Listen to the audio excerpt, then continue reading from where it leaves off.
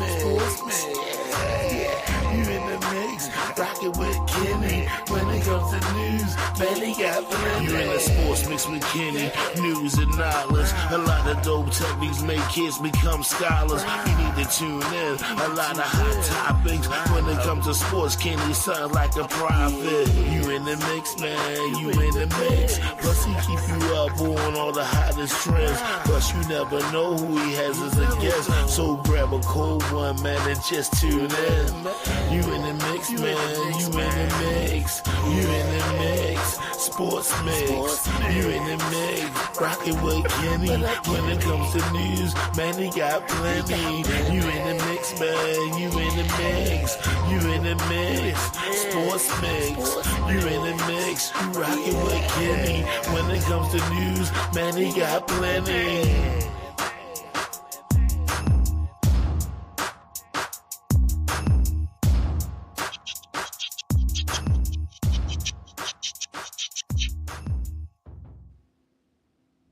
What up, peoples? The sports mix. Big Kenny in the building. Got my Yeah, guy with me, Dean. What's up, homie? right, all right. Feeling good, feeling good. Yeah. What we this the first place edition. Yeah, how about that? First place edition. You know? Well, remember about 4 weeks ago, people selling them PSLs and Yeah, the Key Bridge had to put extra security out there for people jumping off the bridge and right, right. you know, Yeah, people was getting fired left and right and traded and yeah, coaches getting fired and all of a sudden, yeah, look how the tables have turned. yeah, they done turned, man. Yeah, Ravens are 6-5, and they yeah, got three back-to-back division games coming up. Two of them against the team that was in first place. yeah, man. Gonna They be said interesting. they said that Ravens apparel was being worn at an all-time low. I mean, things was bad. Yeah, things were real bad. Um, Harbaugh and DaCosta was able to cut that rope off of Zach Orr's neck. He was almost done. Uh, but So Purple Friday wasn't so purple no more. yeah, one purple, man. People weren't wearing them jerseys. Huh? Oh man, all the static coming from Yeah, you. yeah, I'm hearing it. I'm hearing it. That's on my end. Okay, okay. Yeah, but we got it. But hey, what's up, peoples? I see I got couple people checking in. What's happening? Welcome to the Sports Mix. Make sure y'all subscribing over there on YouTube. Hit that subscribe button. Talking Ravens tonight. Ravens got a dub Sunday afternoon. Beat the Jets. Was not the prettiest of games, but a win nonetheless.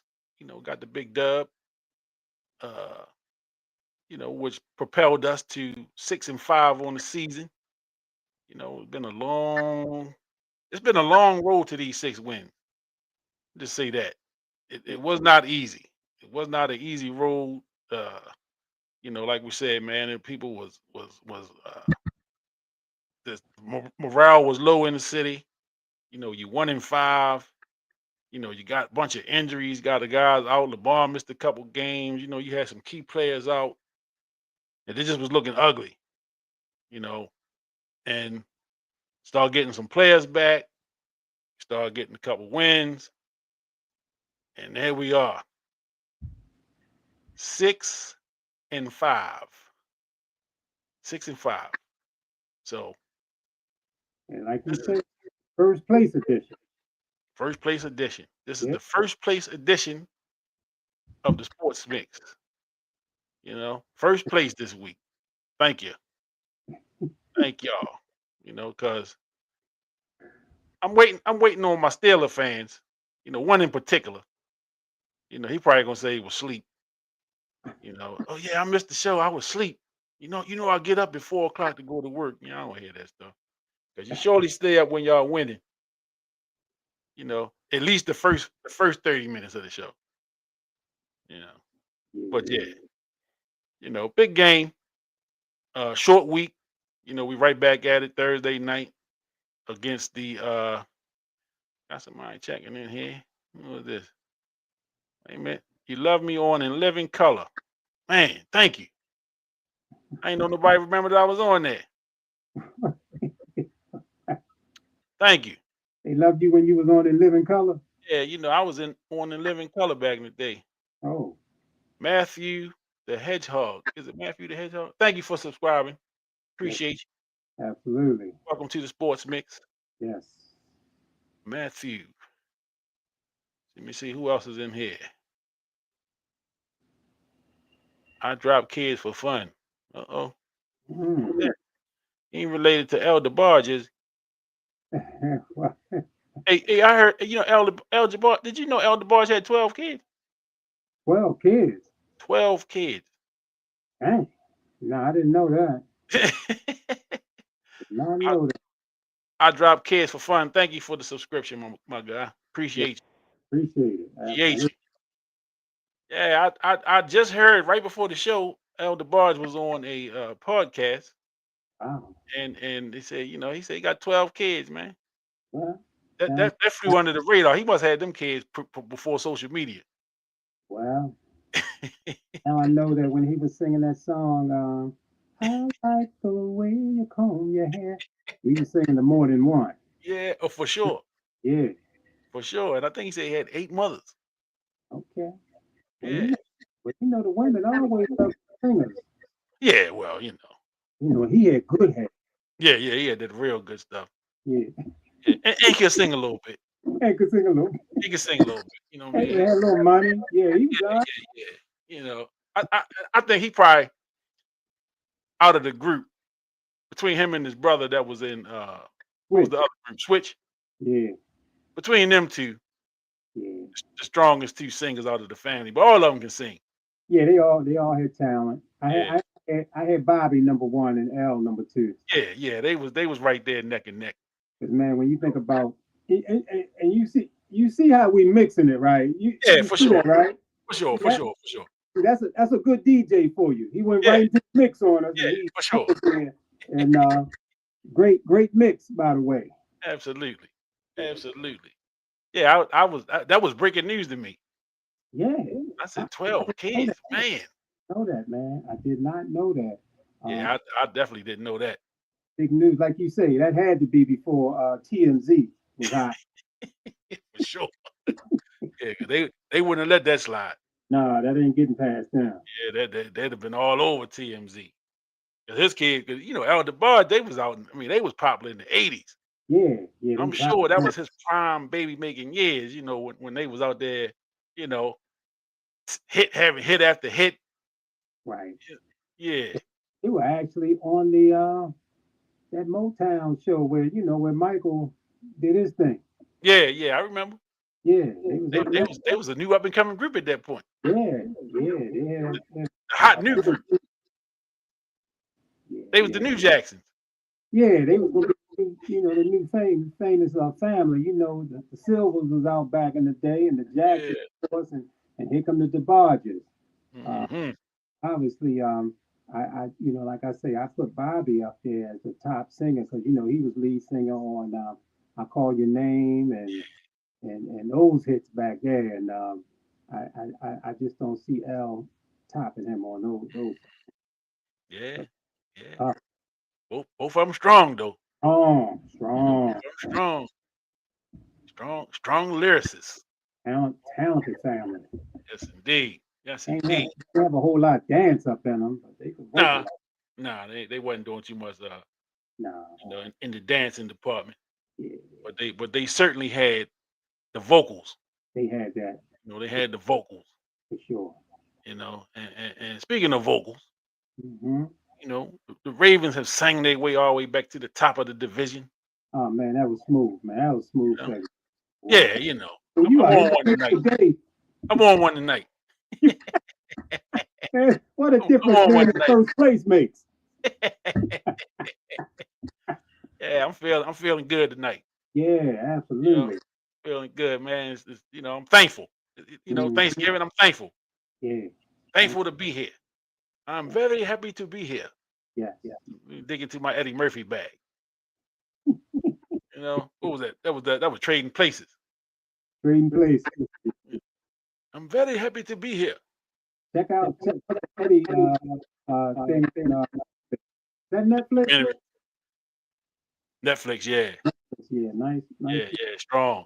Yeah, real strong. Strong, man. Eddie Murphy, man. Another classic. Classic. Another classic, man. But yeah, we doing promo and everything. Yeah. Promo and everything. So yeah, we talk about the game a little bit because there's another one coming up Thursday Mm-hmm. in Cincinnati.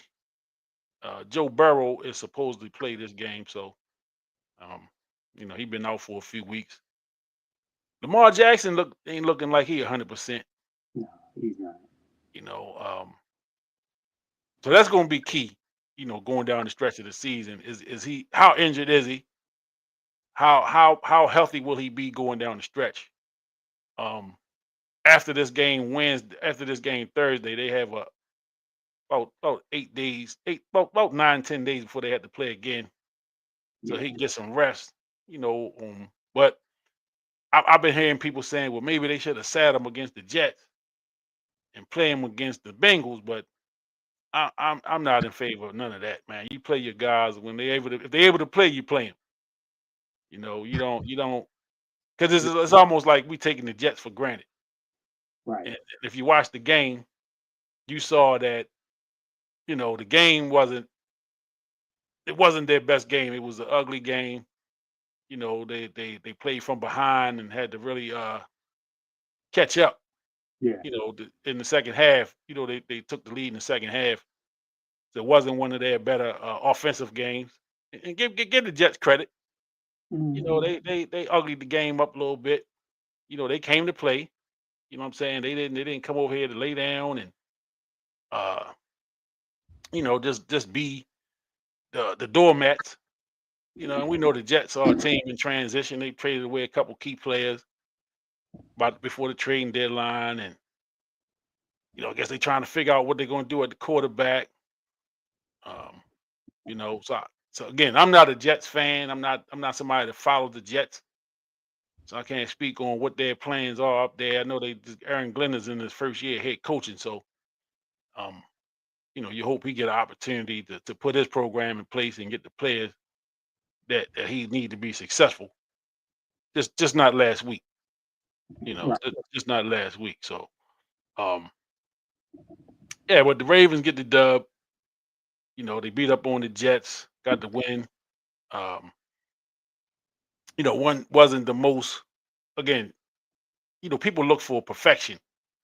They want to beat teams like the Jets. You're supposed to score every time, and you're not supposed to let them score at all, and you're supposed to just blow them out of the gym. But it's football. They trying to win too. They trying to get a win too. So they playing for something. They get paid just like everybody else. You know what I'm saying? So Mm-hmm. uh, good W. Way to stay on the winning streak. 6-5. Got 6 more games left. 6 more regular season games left. We getting into the meat of the season. That December grind. The weather's changing up. You got some division games left. You got what you got? You got Cincinnati. You got 2 with Cincinnati coming up, and you got 2 with Pittsburgh. One sandwiched in between the 2 Cincinnati games, and then you got the last game of the season. You know, you got New England that's tough, and you got Green Bay that's tough. And you got Green Bay at Green Bay, so and it's gonna be cold out there. You know, so the schedule is not easy per se. These are winnable games, of course, but you got to go out and play, and you just got to hope that they stay healthy throughout. Because again, I say it every time. I say it all the time. You want to be playing your best football this time of year. You know what I'm saying? You don't want to be playing your best in September and October. You want to be at your best November going into December. During that final stretch of the season, you want to be at your peak. So getting players back from injured list, guys that have been missing, you're getting those guys back. We're getting a little bit more healthy. Except for, like I said, Lamar don't look like he 100%, but he's still Lamar Jackson. He's still a threat out there. So, um, good win on Sunday. And there we go. We down the home stretch. December is Monday. December is Monday. So we got one more game November, which is Thursday, and it's down to the home stretch. So just kind of what was your thoughts on the game this Sunday? What was your thinking? Your overall synopsis. Yeah, I mean, it's like you're saying, it wasn't our best game, the Ravens.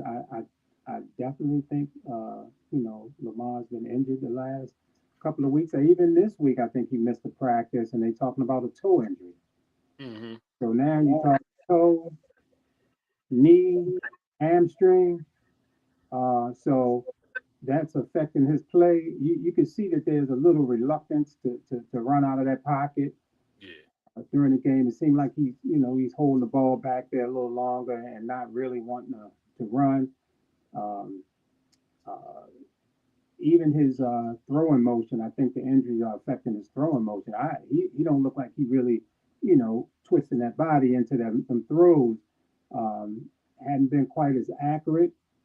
Hmm. But the body is a unit, and if even if it's your baby toe that's Right. messed up, it can mess with the rest of the body. And I think that's what's happening with Lamar. But still, as you pointed out, if he's okay to get out there and play, I would definitely rather have him there, out there. Especially with the that terrible start, and we were trying to walk down these Steelers. We did get some help from the Hmm. Chicago Bears knocking off the Steelers. Um, so, as Big Kenny said, we are in first place. Now, we got the same record as the Steelers, but based on the divisional play, um, we in first place. I think I think did the Browns beat them? I think the Browns beat the Steelers this Hmm. No. The Browns Cincinnati. beat the Raiders. Cincinnati. Yeah, Cincinnati beat them. Cincinnati with Joe Flacco beat him. So the Ravens right now are undefeated in division play, beating the Browns twice. Um, and as mentioned before, we got to play the Bengals twice and the Steelers twice, finishing out the regular season. So, um, you know, offensively, you know, we're still struggling. Um, I think, defensively, you know, both of us, man, pretty much had Zach Orr, man, gone. We admit it. We admit to it.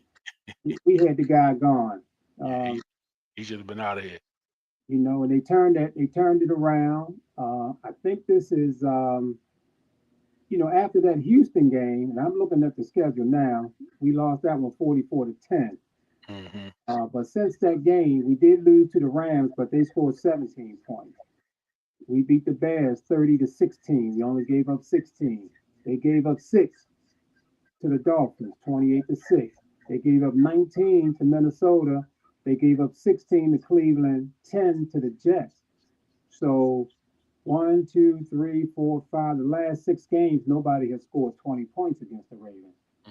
So that's a huge turnaround when you think about we gave up 41 to the Bills, 38 to the Lions, 37 to the Chiefs, 44 to the Texans. Yeah, And that's a hell of a turnaround. big turnaround. And a lot of it is based on Kyle Hamilton being able to shift him up closer to the line of scrimmage where he's a beast with the trade with Oway and what's the Alohi guy. Um, but I got to take my hat off, man, to Draymond Jones. Hmm. Boy, been balling, man. What a trade. Got to give the Costa some credit on that. I didn't even hear this man's name in no trade scenarios. Right. Draymond Jones. In fact, I didn't even know who he was. You know, Right. they done brought this guy here, man, and he's tough, man. He's putting pressure on the quarterback. Um, he had, and they might have given him credit for a sack and a half, but he had a couple sacks in that game. He blocked the pass. Um, he made plays, I think, on at least 3 occasions. He made plays where the Jets had to punt after he was sacked the quarterback or knocked the ball down, and he killed drives, Yeah. and and that's pretty impressive, man. And so I'm thrilled about that. Um, the way the game went, Travis Jones, I thought he played strong. Hamilton is always there. I still have little worries about Hamilton being so close to the line of scrimmage all the time. You know, I worry about the injury bug with him, and you see he went into the tent a couple of times Mhm. during the game. So I do worry about that. He's 6'4" and low on the slender side. He's up there dealing with some big guys and a lot of contact up there near that line of scrimmage. But he's a monster. And but great win, great to be in first place. Um, and yeah, man, go Ravens. Y'all can pull y'all jerseys back out and start wearing them. Uh, Yeah. Take them tickets off eBay yeah, get them or, tickets or, off or there. Priceline, wherever you sell them at. Exactly, exactly. So Pittsburgh lost to the Bears this weekend. Yeah, Not Cincinnati. They lost to Chicago. yeah, they lost Chicago by 3. Yeah. And I think Chicago came back to beat them, Yeah, if I'm not mistaken. yeah, apparently that was a great game, and I you know I mentioned it last season, and I'm gonna mention it again. Mike Tomlin is on the hot seat. Yeah. Yeah, Yeah. Mike Tomlin is on the hot seat. This franchise, the Pittsburgh Steelers. I mean, them guys are thirsty for some playoff wins. They thirsty to be a contender, and they're used to it. I mean, they've been great teams up there. And, they're not meeting the Steelers standard, and just because you haven't had a losing record in a while, I don't think that's satisfying the Steelers fans. And if the Steelers don't make the playoffs this year, watch out, Mike Tomlin. That's all I can say. He could end up in Cleveland. Well, wow. He could end up in Cleveland. I think they're gonna have a. I think they're gonna have an opening. Yeah, I'm gonna say this: he won't be. He won't be unemployed long. he will not be unemployed long. You know, if and when the Steelers decide to cut him, he won't be unemployed long. And Tomlin's still a relatively young guy. He's still in his early 50s. Yeah, You know, so he still got a few years left in the old tank there. yeah, And that's really he really at a point where if he want to still coach, you know, uh, I always thought that his predecessor would have continued coaching power. Bill Cowher, and he found a home on the TV Yeah, because he was still a relatively young guy when he left the Steelers or from the sidelines. When he left the sideline, he was still relatively young guy, yeah, and his name was thrown about by some Ravens fans when Billick was on the hot seat. You know, bring him in here, and I was never in favor of that.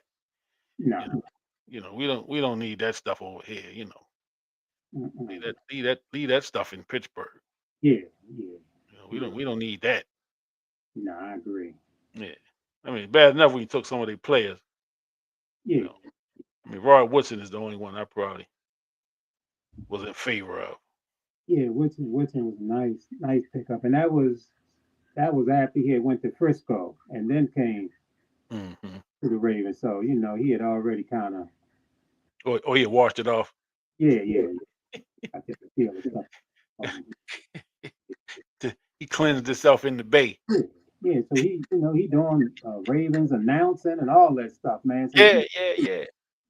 he Ravens It's almost like he never played for them, huh? exactly. Where win his ring at? I don't even know how many did he get up there in Pittsburgh. Did he get any in Frisco?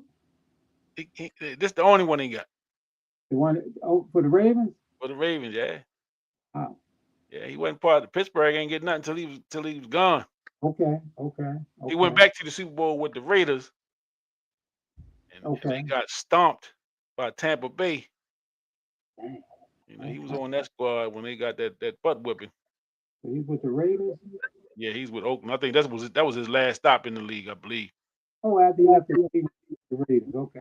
Yeah, yeah. When he left here, Yeah. he was out there with. They had a bunch of old guys on the team there.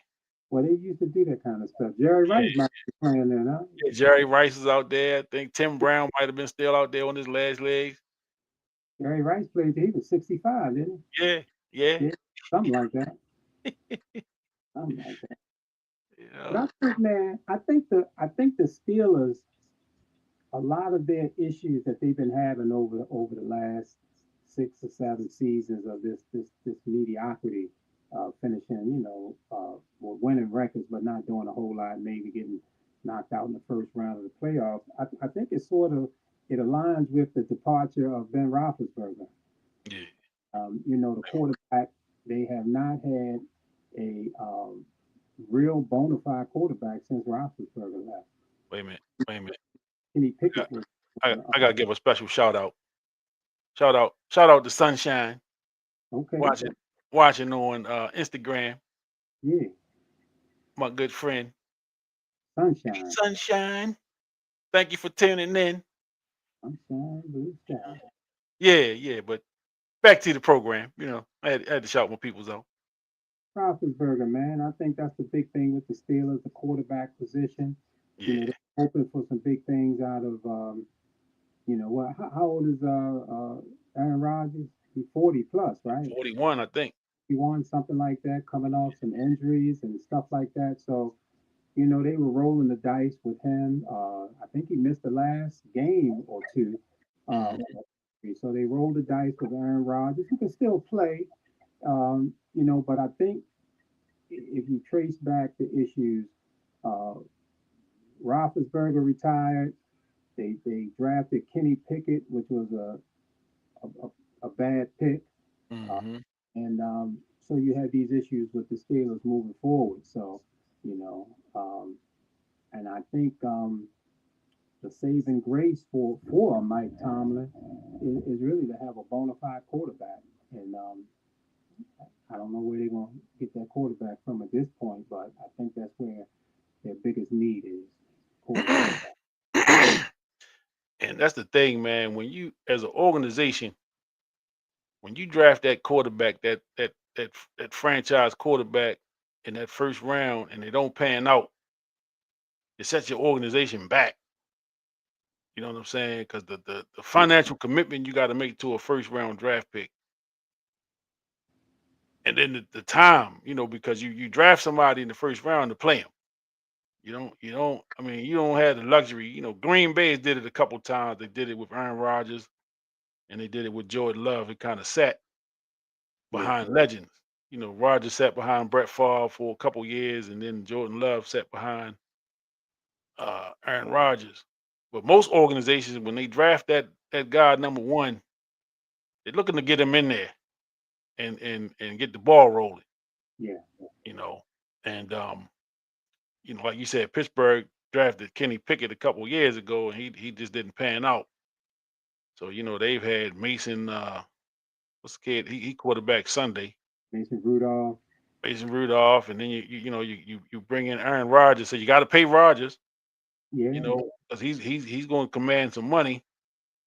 But again, you hoping that at 41 he can, number one, avoid injury, which is not an easy thing to do at 41. It's not easy to do at any age playing quarterback, but a 41-year-old playing quarterback, who's not extremely mobile, but he's not a statue in the back in the backfield either. But again, it's injuries happen, and Father Time is undefeated, and Again, Aaron Rodgers has missed a couple games. You know, the Steelers, who were sitting pretty in first place a couple weeks ago, now find themselves tied with record-wise with the Ravens, and they got the Ravens on the schedule in a week and a half. You know, so Pittsburgh is definitely a team that's looking to stay afloat, if you will. You know, they're looking to stay afloat. They're looking to stay in contention. You know, the Ravens are on the uptick after the slow start. Started off like we said, 1-5. You You know, know, the Steelers play Buffalo this week. and that's not an easy win. I mean, Yeah. not an easy game. Let me not talk about win. Right. And they play. Well, it's a home game for them. Yeah. I guess that means something. You know, you got some home cooking. But Yeah. Okay. yeah, this is that time of year. You know, this is the time of year where, you know, champions are made. You know, you can win some games in September and October and look good doing it. And you can lose some games in September and October and look horrible. But it's all about what you're doing in November going into December. That's going to determine, you know, who's playing the best football going into January. And that's where it's at right now. You want to be on a roll going into January. You know, and just I had opportunity to catch the second half of the Cowboys and Eagles game, which again, you know, Dallas go down 21-0. They scored 24 unanswered and win the game 24-21. Is that how that went down? That's how it went down. Wow. You know, 20 they down 21-0. Looked like they gonna get ran out the gym. Wow. And they hung in there. You know, the defense tightened up. You know, Dak Prescott and the boys put some, you know, they put some points up Yeah. and they won the game with I think they kicked the field goal with zeros on the clock. Mm. You know, so Yeah. it's that time of year. I tell you what, I was glad that the Steelers let that boy go, that receiver that's with Dallas now. Yeah, he played good game too. Yeah, what was it? His name escapes me. Pickens. Pickens. That boy is the truth, man. That dude can play some football. And I know they got DK Metcalf, but Mhm. I'm taking Pickens all day long. Ain't too many receivers in the league that I would take over Pickens. I know he got some kind of attitude issues. I know there was some locker room issues and things like that. But if I'm looking at sheer talent, he's one of the top receivers in the league as far as from what I've seen with my eyes. And I was glad to see him go. Yeah. Get out the division. Go over there and terrorize the Eagles and the Commanders and them teams. And I saw him make pretty some nice catches in that game against the Eagles. Mhm. Mhm. And I believe he's a free agent. Yep, he's a free agent at the end of this season. Wow, wow, So he gonna command some money. he is. You know, he's having a decent season with the Cowboys. He had a good game against Philly Sunday. Made some real key catches there.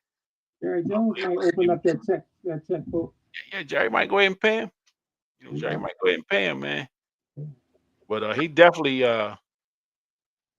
you know, I thought the Steelers gave up on him a little too soon. I thought so too. I thought so. You know, he was definitely again, man. He's young. He showed a little immaturity out there. You know, with some little immature stuff he was doing.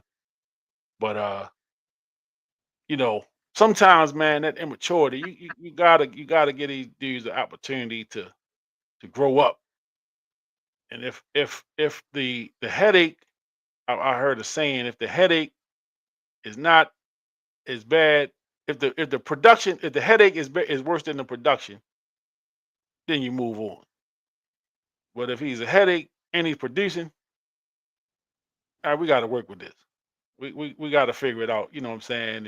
And maybe it was some things they could have done to kind of help the situation out a little bit. Like I say, I don't follow the Steelers that closely, so I can't say one way or the other. You know Yeah, what did or did not happen. You know out there. I know some things that we saw like in games and stuff like that. Just looked like immaturity stuff to me. Didn't look like it wasn't something that couldn't have been worked out. And maybe it was just some differences internally that maybe they felt like they had to move him. You know, I don't know. it had to But be he's a hell of a talent. something, man. And you know they did it on situation, with him and letting him go, and then also the other receiver that came to the Ravens for like a week or two, Oh, Deontay Johnson. Deontay Johnson. He was another Steeler that that they let go of, and a lot of it is locker room issues and immaturity and things like that. So apparently, uh, Pickens was doing some things that, and you have to look at one of the strengths of Mike Tomlin is his handling of players and the Hmm. respect that he garnered from the players. So if they letting Pickens go and they letting Antonio Brown go and Johnson go, these guys must really be causing some issues. And I'm Yeah, kind of you not close enough to the situation to really understand what the story is. But if you letting a talent like that go, he must have really pissed some folks off. yeah, yeah. He had to have you know upset some folks there. And then they traded him to Dallas.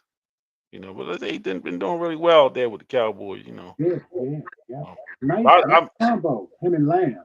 yeah. Lamb is yeah, he's tough too. Yeah, that's a tough. When you think about that, Lamb and Pickens as the receivers for the Cowboys, Yeah, that them guys there. You, yeah. you know the boys in Cincinnati tough. Hmm. You got Minnesota got some nice receivers. I mean, to me, them receivers in Dallas right up there with the best of them. Yeah, yeah, yeah, yeah. Well, I mean, Dak Prescott is the quarterback. Yeah, well, good Uh, point. that could be the weak link. I mean, I like Dak a little bit. I like that. I like Dak a little bit. He, You know, he, he okay. He not up there with the elite. no, I, I think there's only three of them up there when you're talking elite, and our guy's one of them.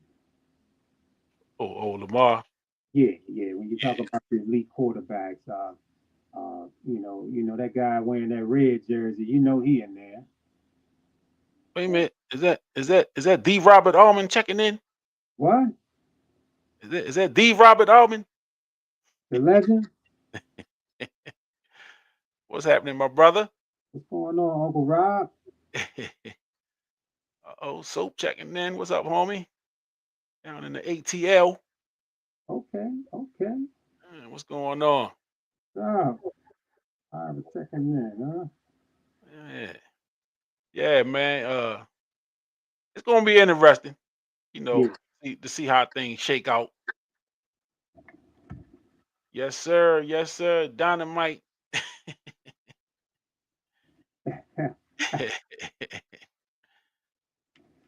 Man, Yeah, Killer Rob in the building. yeah, Killer Rob, my What's up? guy, It's always a good day when Killer Rob in the building. legend.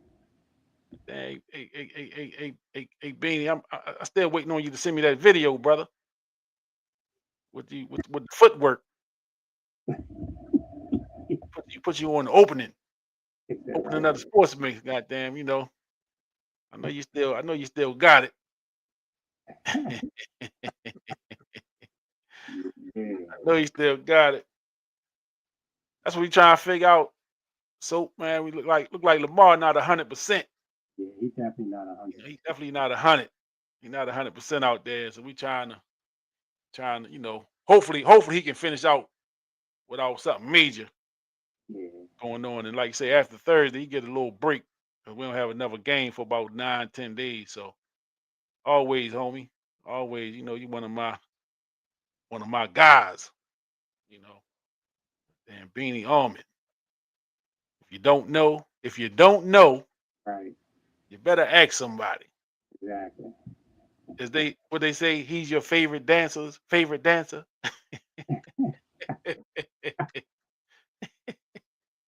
Yeah, Yeah, man. I just hope the people out there have had the pleasure of seeing that man go on today. absolutely. Just hope that you've had the pleasure. I'm thankful that I had a front row seat. Yeah. You was like goddamn Front row seat. front row. I done seen many of his greatest performances. I was right there beside him watching him. But yeah, great Indeed, man. always love TS, the home squad. Yeah. Always love TS. Holidays kicking in too. Oh yeah, man. Memories. Hope everybody have a great upcoming Thanksgiving with your families. I know that was a big thing growing up. Oh All the yeah. families would get together in the neighborhood. You see people you hadn't seen, coming to visit grandma or coming to visit aunt such and such. Yeah. Out, the kids, we were out there playing a little football or, riding bikes or whatever. Had our own little turkey bowl. Yeah, Yeah. yeah. Don't be so humble. Don't be so humble, Dean. Yeah, you know. And Rob said, "Yeah, you was right there too." Yeah, we me and Beanie, we can go 5, 6 hours and talk about the memories. Straight. Yeah, yeah. I've heard some of the exploits. Yeah, I mean, yes, indeed. Yes, indeed. TS forever. yeah. Yep. So yeah, them turkey bowls was always something to see on a Thursday morning back in the day. Mm-hmm. You know, you just don't see that kind of stuff too much no more. You know what I mean? Them That's little true. traditions like that. Yeah, and I think a lot of people, I think there's quite a few people that has Thanksgiving as their favorite holiday. I Yeah, think it rivals Christmas. yeah. Because that thing of getting the family together, sitting around that table, man, with all that good food and those memories are really strong, man. Thanksgiving. Yep, yep, yep. That's what it's all about. Yeah. Bring the family out. I don't get too much on what the holiday. I don't get too much in on that. But I just like get with family and you see some friends, Mm-hmm. stuff like that. That's what it's all about. Yeah, That's good what time. it's all about, man. And football. Oh yeah. Forget Thanksgiving that. is a big football day. Absolutely. The Cowboys gonna play on Thanksgiving, and the Detroit Lions are gonna play. Right. And this year, the home team get to play the Thursday night game. You know, a good friend of mine is gonna be in attendance. I think she said this is her first game too. Oh, she going down there. Okay. Yeah, this is the first time going to a game. So, shout out to you. I don't know if you're watching, but shout out. I know you're gonna enjoy the Uh, festive. Bundle up because I think it's supposed to get a little chilly down there. yeah, way to keep that name undercover. Yeah, Oh, yeah, yeah, yeah, I hear you, boy. You yeah. smooth. My man. All family, all family, all family, Okay, okay. all family. Yeah. Yeah. Mm. Go Ravens. And we need to give a shout out to I guess Mark Andrews. I think he done moved up on the list. I think he passed Derek Mason, Yeah. All time leading receiver for the receiver. Ravens. I know he's up there on that list for catches and yards. Um, yeah, he broke Derek Mason. I didn't know Derek Mason had that many yards with the Ravens. Yeah, After we got him from Tennessee, but he definitely Mark Andrews was first. Uh, he passed Derek Mason. yeah, yeah. He's first in all time touchdowns, 56 touchdowns. Mark Mm. Andrews. He's second all time. Derek Mason's 471 receptions. He needs a few more to pass him there. So Mark Andrews, man, second here, man. Uh, Good for him. You know, Yeah, he's been an all time favorite. Him and Lamar came in the same year, and yeah. that connection to them, man, that connection between them has been terrific. Like dynamite. Yeah, no doubt about that. And Shout, then that guy Derek Mason. I mean, Derek Henry mm-hmm. is moving up the charts in rushing. I mean, he done passed some heavy hitters, man. Yeah. Franco Harris, uh, uh, Edrin James, and some of them names. I think he's right behind the legendary Jim Brown. Jim Brown. Yeah. And Yeah. Jim Brown is next on the list now. I think he's I think Derek. I mean, our guy's 12. Jim Brown. Okay, here we go. Oh, that was no, that's something else. But yeah, and Derek Mason, man, first he's gonna be a Hall of Fame, of course. Yeah, for sure. For Yeah, sure. he's first ballot Hall of Fame. And you know, shout out to him for what he's doing with the record books, man. Great stuff. Mm-hmm. Yeah. Shout out to everybody watching on YouTube. You know, make sure y'all hitting that subscribe button over there on YouTube for me. Appreciate you. Follow me on Instagram. Appreciate you. Thank y'all for tuning in. You know, getting some hits tonight. Yeah, good You stuff. know, feeling good. You know what I'm saying? Boy, feeling good, man. You know, started off on a roll. You know what I mean? Talking about you know, my man with the 12 kids and everything. Yeah, I just was amazed to hear that. You know, yeah, and then I forgot it was 10 of them. yeah. What was that song, man? He kind of started out the lyrics with. I don't know if it was the first lyrics. I had some problems. I know what you're talking about now. How many kids you got? well, Well, well, hey, a dozen. he got a whole dozen. Wow, wow. Yeah. So his family reunion, just his family alone, gonna be huge once they start goddamn reproducing. Yeah, If they haven't already. yeah. I wonder what his how old is his youngest? I hope he shut it down. I Yeah, mean, yeah, I would hope so too. yeah, I hope You so. I know, hope he, at this point in the game. put that thing in the attic, man. Yeah, yeah, for sure. 'Cause that's the last thing I want to hear. Come on, yeah. Dang, bro. Yeah, And man. Yeah, shout out to Al Punter, man. He been doing some things. yeah, yeah, I don't know. Fun. South, Wait a minute. South, I got man. I got the roster right here. Let me Yeah, give old South. him his due. He been doing some things, man, with punting the ball, getting it down, and down there on the 4 5 yard line. I think he hit a career long this week, 74 yards. Mm-hmm. Um, so he's starting to get into his prime, and he's doing some great things. So we need that from him. And I think Luke only to miss one field goal attempt this year. I know he missed an extra point, but I think he missed like a 52 or 53 yard or something earlier in the year. So he's field goal wise, he's been doing great. Yeah. And but he still be having a little trouble, man, getting that ball into the area on the kickoffs. I still don't have the 100% confidence when he go to kick. No, You me know, I'll be a little nervous when he go. It ain't like Tucker. You know, when Tucker went up there, you go ahead and get a drink. yeah, You yeah. know, go make a sandwich or something. Go to the bathroom or something. Yeah, you go take care of business because you know that was good. It's good. You know, And it's all and we know, man. We done talked about this before. It's always tough to follow a legend. yeah, for sure, Yeah. So for sure. following that guy is a tall order. Hmm. So Yeah.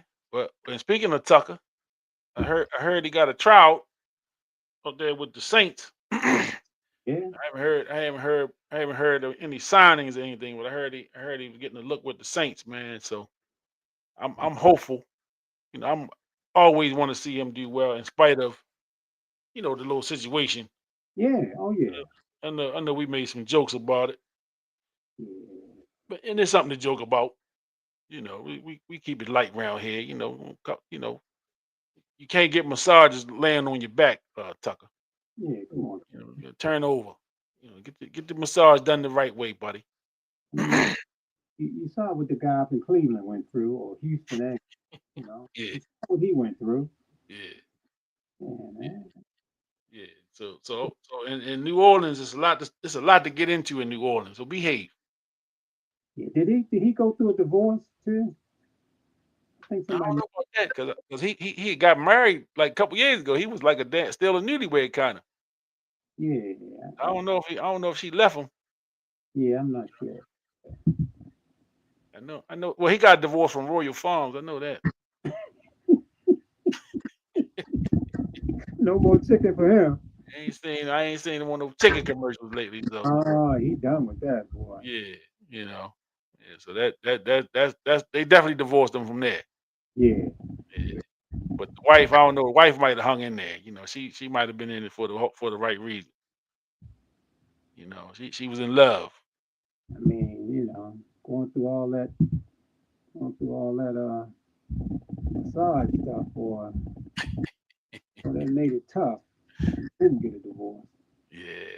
They say, okay, they say that there is no indication that Justin Tucker is divorced. He is Yep. married to Amanda Bass. They were married Yep. in Austin, Texas, and have been together for a while. There you go. Okay, There you go. And she in it for the haul. So she in it for the long haul. yeah, man. You know. Put her upside uh, Cookie Magic Johnson's wife. Yeah. Yeah, Yeah. Well. well, I don't know. That, I that don't know. I don't know. Cookie. Cookie is something.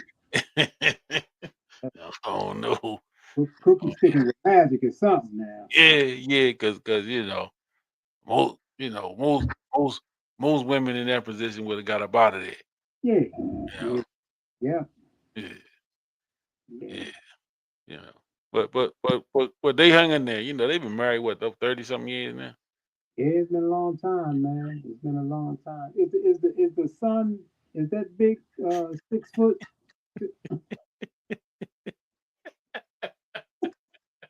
That ain't Cookie son. Yeah, that's the one. What is that Cookie son? Yeah, that's her son.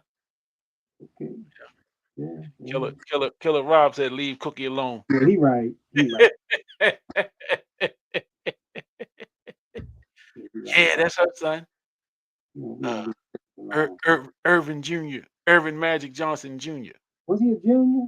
I believe so. Was yeah, I believe so. man. Yeah, Man. yeah, yeah.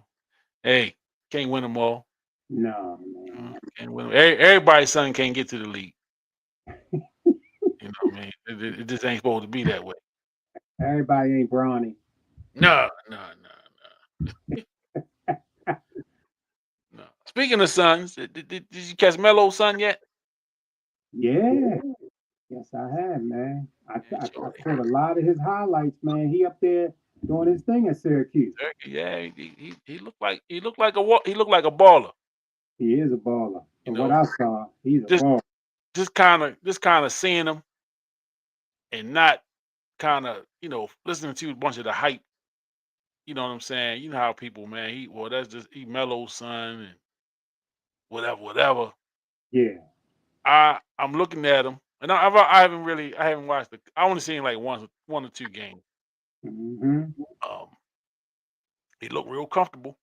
He is, man. He looked real comfortable up there. He composed. You know what I'm saying? He don't look like the moment is too big for him. He don't look like the stage is too big for him. The fact that Melo was sitting front row in a lot of them games don't really get to him. And that's a lot of pressure when your father is who he is, you know, that's a lot of pressure. And then you go into the school where he, is ultimate, probably the greatest player to come out of there. He let in his freshman season, he went on to carry Syracuse their only national championship win. Uh, Carmelo Anthony, and I think his name is on one of the buildings up there, if I ain't mistaken, in the athletic department. So Should be. and he just signed with Jordan Brand. From what I heard, he signed on with Jordan Brand. So Yeah, he did. He he did. got a brand deal. His game is look like it's maturing. I don't know if he'll be a one and done guy, but and he don't really have a need to go. He don't have to go. He don't have to go chase a dollar because he got money. So I don't know if that's the motivating factor. Um, Mhm. and I listen to Melo talk about it, and he just talk about the process. The process, man, of really uh, teaching them how to play the right way. Really training them the right way, which um, and he been through it. He did it at a very high level. So who better to teach you than somebody that's actually been down the road that you ultimately want to get to, you know. Yeah. And you really see that, more, I think more now than we've seen in the past where former players, kids are really playing basketball at a high level and really getting to that league, you know. Um, a lot of kids, man, that we watch their fathers play in the last 20, 25 years. Really, their kids are now starting to be the ones, on the circuit, on the AAU circuit that you kind of getting the buzz about. That's in college right now. I know Carlos Boozer got some twins. And one of them is a little better than the other one. Well, Yeah. a lot better than the other one. He's getting a lot of buzz right now. I mean, Um, you know, it's just a lot of guys, man, that kind of paved the way or showing their kids the way what it takes to play at that next level. And with so much specialization, uh, a lot of kids, man, like they're getting trainers and they doing all this stuff with trainers and cones and stuff, but they're not actually hooping. They're not actually going out and hooping, going out to the park, you know, uh, and I think you need a mix. You know, I think you need a mix of that. If you're going to train, but you still got to go hoop. yeah. You still got to go out there and get dirty. Go to the playground and go to the park, man. Play outside. Kids won't even play outside no more. They don't play on the hard on the concrete no more. The playground courts, man. They got to play in the gym now. Got to be air conditioned. Got to have heat in the wintertime. Got climate control. Got to have glass backboards. And got to have nets. I mean, think about the time you was on the court when they ain't had no nets on the back on the Right. bucket. No nets. Nothing. You know, You don't even get the reward when it go through. no, it just went through. Right. No Or you noise, might have no sound. you might have nets on one basket. Right. Remember you switch at the halfway point. Right. So you gonna shoot on the net on the one without the net first, Right. so we can get the nets on the second half of the game. That kind of stuff. Exactly. That's old school. I don't even think they play games to 20. We always like play by 20 by ones or something. Switch at 10. With it, yeah. Now the game's going to 11. If that's if they playing pickup. Last time I was playing pickup in a few years, games were going to 11 because you had so many people waiting. Give everybody a fair chance to get on the court. But yeah, man, it's just good to see some of these youngins out there, Yeah, man. out there hooping. I think uh,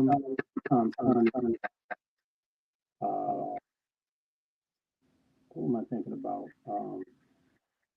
Dominic Wilkins' son. Yeah. He got Yeah, that bounce too. yeah, Got that bounce.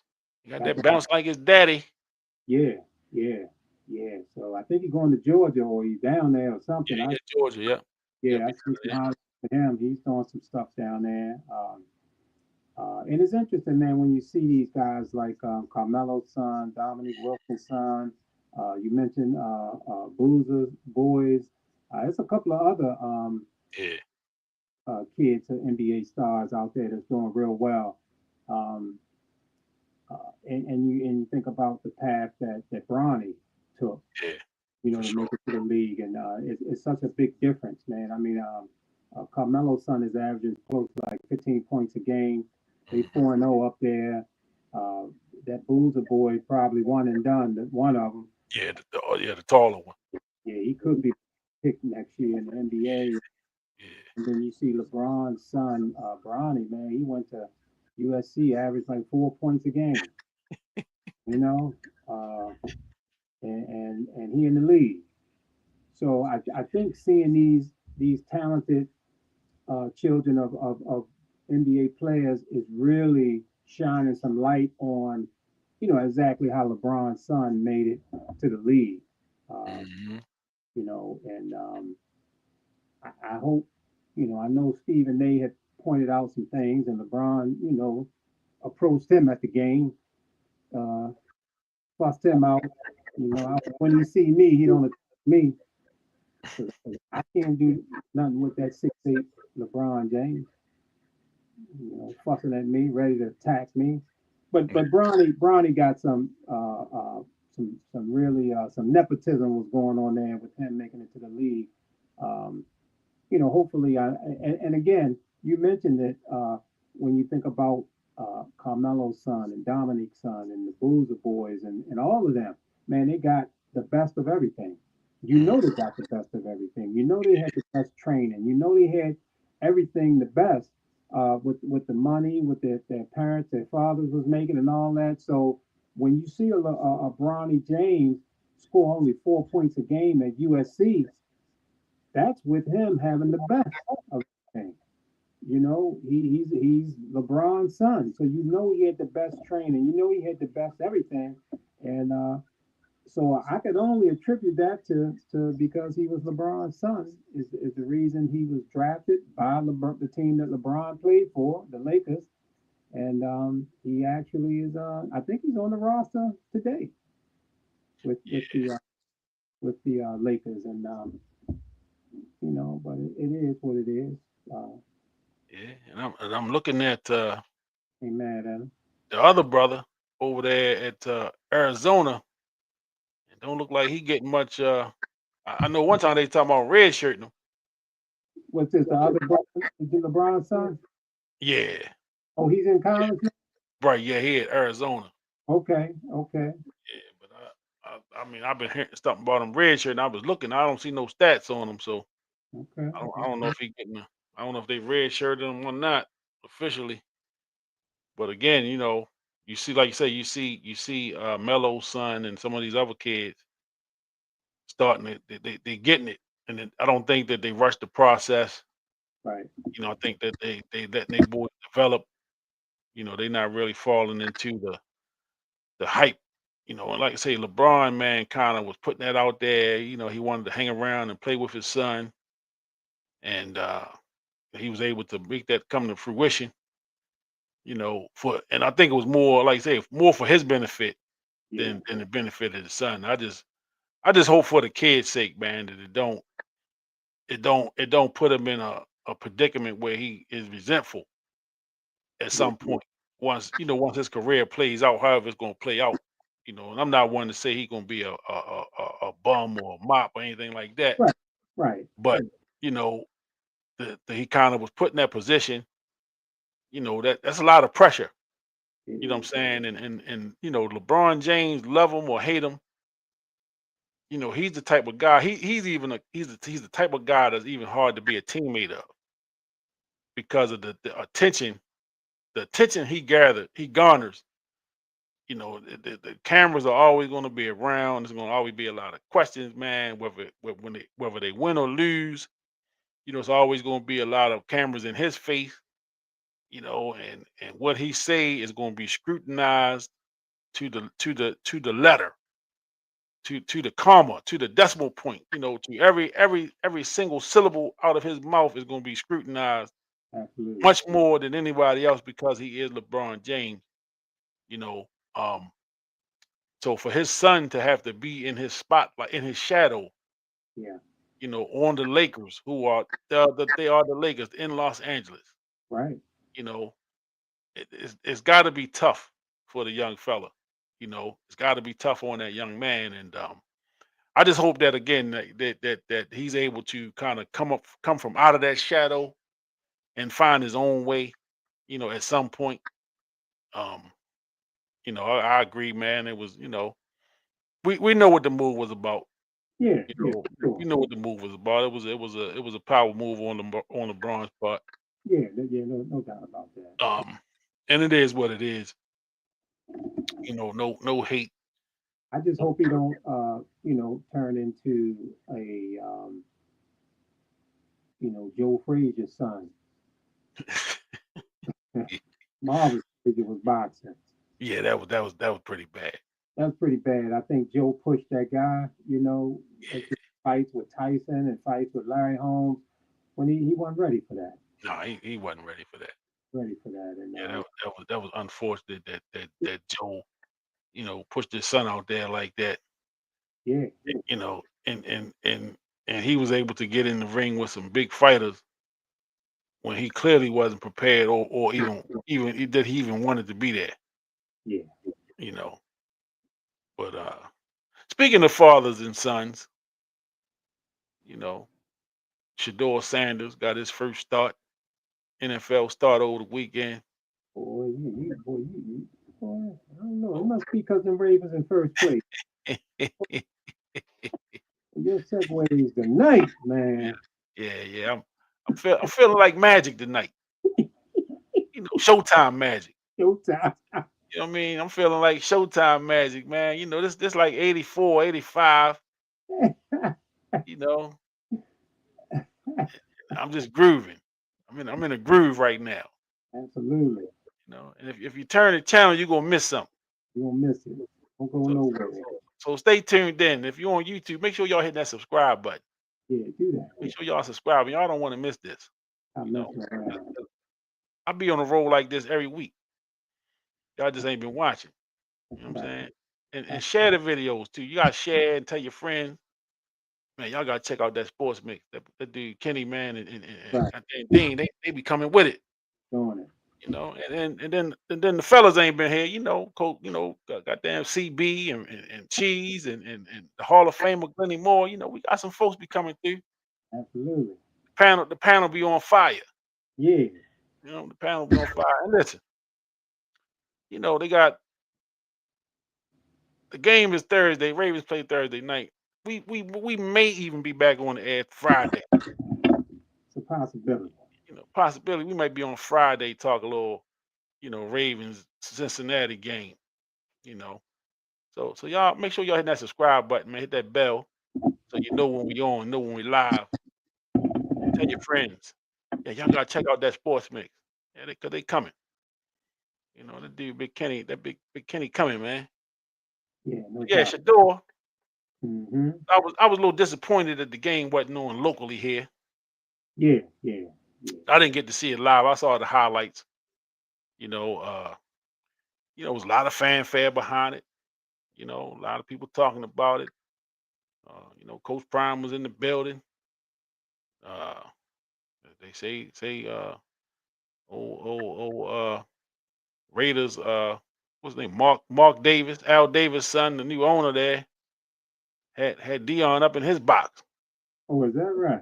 up in the owner's box watching the game. He cheering for the goddamn enemy Ain't that something? in the owner's box. But this is prime time, so we got to roll the carpet off for prime time. No. Dion ain't your average next door guy next door. Nah. Fine, Yeah, yeah. So Shador get his first NFL start.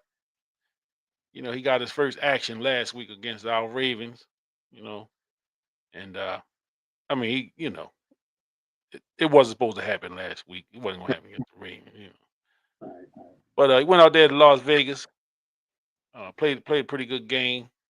Uh, in his first NFL start, got a win. Got to win. And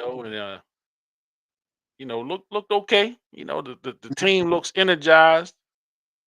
Uh, the team looks energized with him as the starter. It's his first game.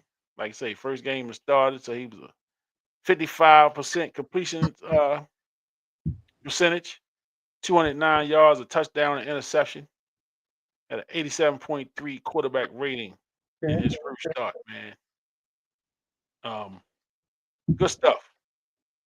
Good Okay. stuff for the young fella. You know, um, and he's going to be starting this week. He's going to be starting this week. Who did the Cleveland Browns play this week? Let me see. Let me look. But he'll get a second start. I mean, I don't know what I I don't know think what more they need to see from Dylan. the 49ers, right? They played the 49ers. Is it the 49ers this week? I'm trying to pull it up now. Brown schedule. Yep, 49ers Sunday at 1 o'clock. Man, I mean, I don't know what more they need to see out of Dylan Gabriel. As the starter. Uh, Yeah. you know, but hey, who am I? I Nah, don't. I'm just somebody that watch football and talk about it here on the Sports Mix. I just give my little opinion, my little old opinions. You know what I'm saying? You well, know. I remember some years, 8 years ago, uh, now Coach Harbaugh, pulled the plug on Flacco and Mhm. inserted number 8, and that saved his job. And the rest is history with Lamar being the starter. And now, I mean, although uh, Gabriel was also a draft pick, I mean, here you got them inserting Shadeur into the game. He got a win. Maybe, I think you talked a little earlier about the Cleveland guy might be gone. He's on Mhm. the seat. Maybe Shadeur save his job. He looked pretty good last week. We've watched him a lot at Colorado. Yeah. From our vantage point, he was clearly a first round pick. Uh, he's got that kind of talent, and I think that it was collusion across the NFL not to draft this guy. I think the word went out: do not draft this guy early, and he slipped to the 5th round, which was ridiculous. And now he's in the starting lineup. I'm hoping for the best for him. I think a lot of it had to do with his father, of course. Yeah. Uh, Dion is Dion. He's had that it factor, and I think when you think about athletes, I mean, for me, as long as I've been watching sports across the board, no matter what the sport is, Deion Sanders has had that it factor when he played football, of course. He's I mean, you turn on the TV to watch this guy, and he was a cornerback. Yeah. For You sure. turn on to watch Dion, regardless of if he was with Atlanta, Dallas, Frisco, Redskins, Ravens. I mean, the guy had that it factor. He had that it factor when he played baseball. Yeah. He had the it factor when he did the reality TV show. Yeah. For sure. He had it as a coach. Down there at Jackson State. He had it. He got it at Colorado. He had it when he was, in the football booth on NFL Today or whatever show he was on. I Yep. mean, if there was ever a person, an athlete that had the it factor, I don't know of any other athlete that had it more than Dion, where it went with him no matter where he was. Yeah. Um, Yeah. so a lot of people had problems with him and being the way he went to Colorado and told people, "Hey, look, if you ain't got to get on out, Yeah. go." Yeah. I, You I, get right. You know, the way he made that transition there, a lot of people weren't happy about that. And I think it put a bullseye on his head and a bullseye on his son's head. Yeah. But Shadeur gonna be fine. The guy know he has talent. So, and ultimately, the talent is going. So speaking of, let's talk about because you made some great points with talking about Dion and just his demeanor, his aura, if you will, that having that it factor, kind of being the guy, you know, and really made cornerback, a really a high dollar, high value position. They getting You know paid. what I'm saying? That really started with Dion. You know what I'm saying? Dion, like you say, was must see TV. Not only was he a high level cornerback, but he could return a kick, return punts, and eventually started playing a little offense. He lined up at wide receiver. You know, but he was must see TV, and he was a dude that always exuded confidence. He created the character of prime time. Coming out of Florida State and came into the league. Almost. You know, I mean, almost, man, just bigger than life. He created this character and this aura, but he backed it up. And we've seen a lot of people, man, come into the league, go and get drafted into these leagues, man, with fanfare, and they come in with this, they build up this character, or they got a reputation as this, that, and the other. And when them lights come on, Right. them lights get real dim. Right. They get real dim real quick.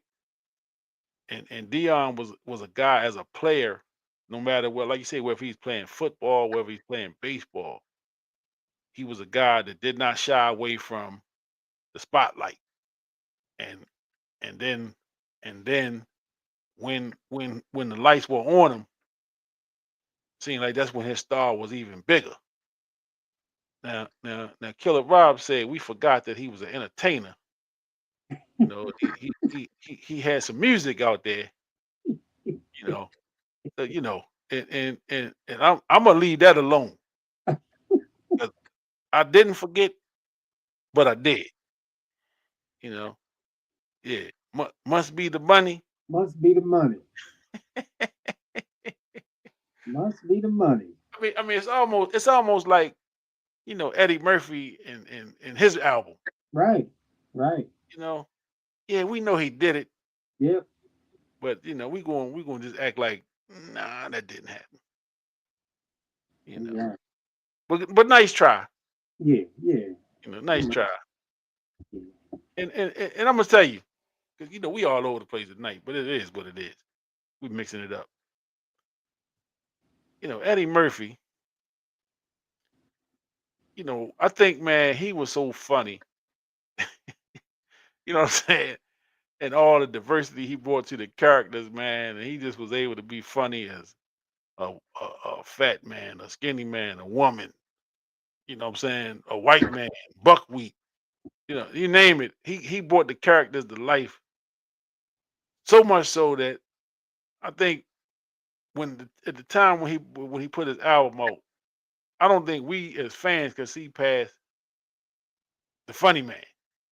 Exactly. You know what I'm saying? We couldn't see, and not that he was without talent. Now he wasn't no great singer, but he wasn't horrible. Right. Right. Wasn't horrible, but he was Eddie Murphy. You know.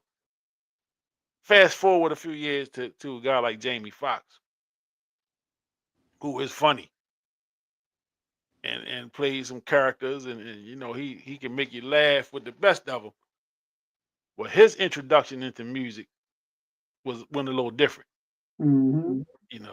And I because I know he was pursuing music the whole time, and Yeah. he had an album out before he kind of hit.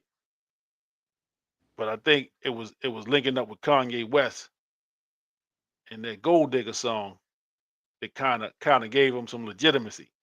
Absolutely. You know what I'm saying? Where they kind of was ready, was able to just kind of listen to him as a singer, as an artist, than to see him as the funny man. Yeah. Yeah. You know, and his music career was able to, he actually did pretty well with his music. You know, Jamie Foxx was and then, And and then depending on where you caught him, you may not even have known that he was a comedian.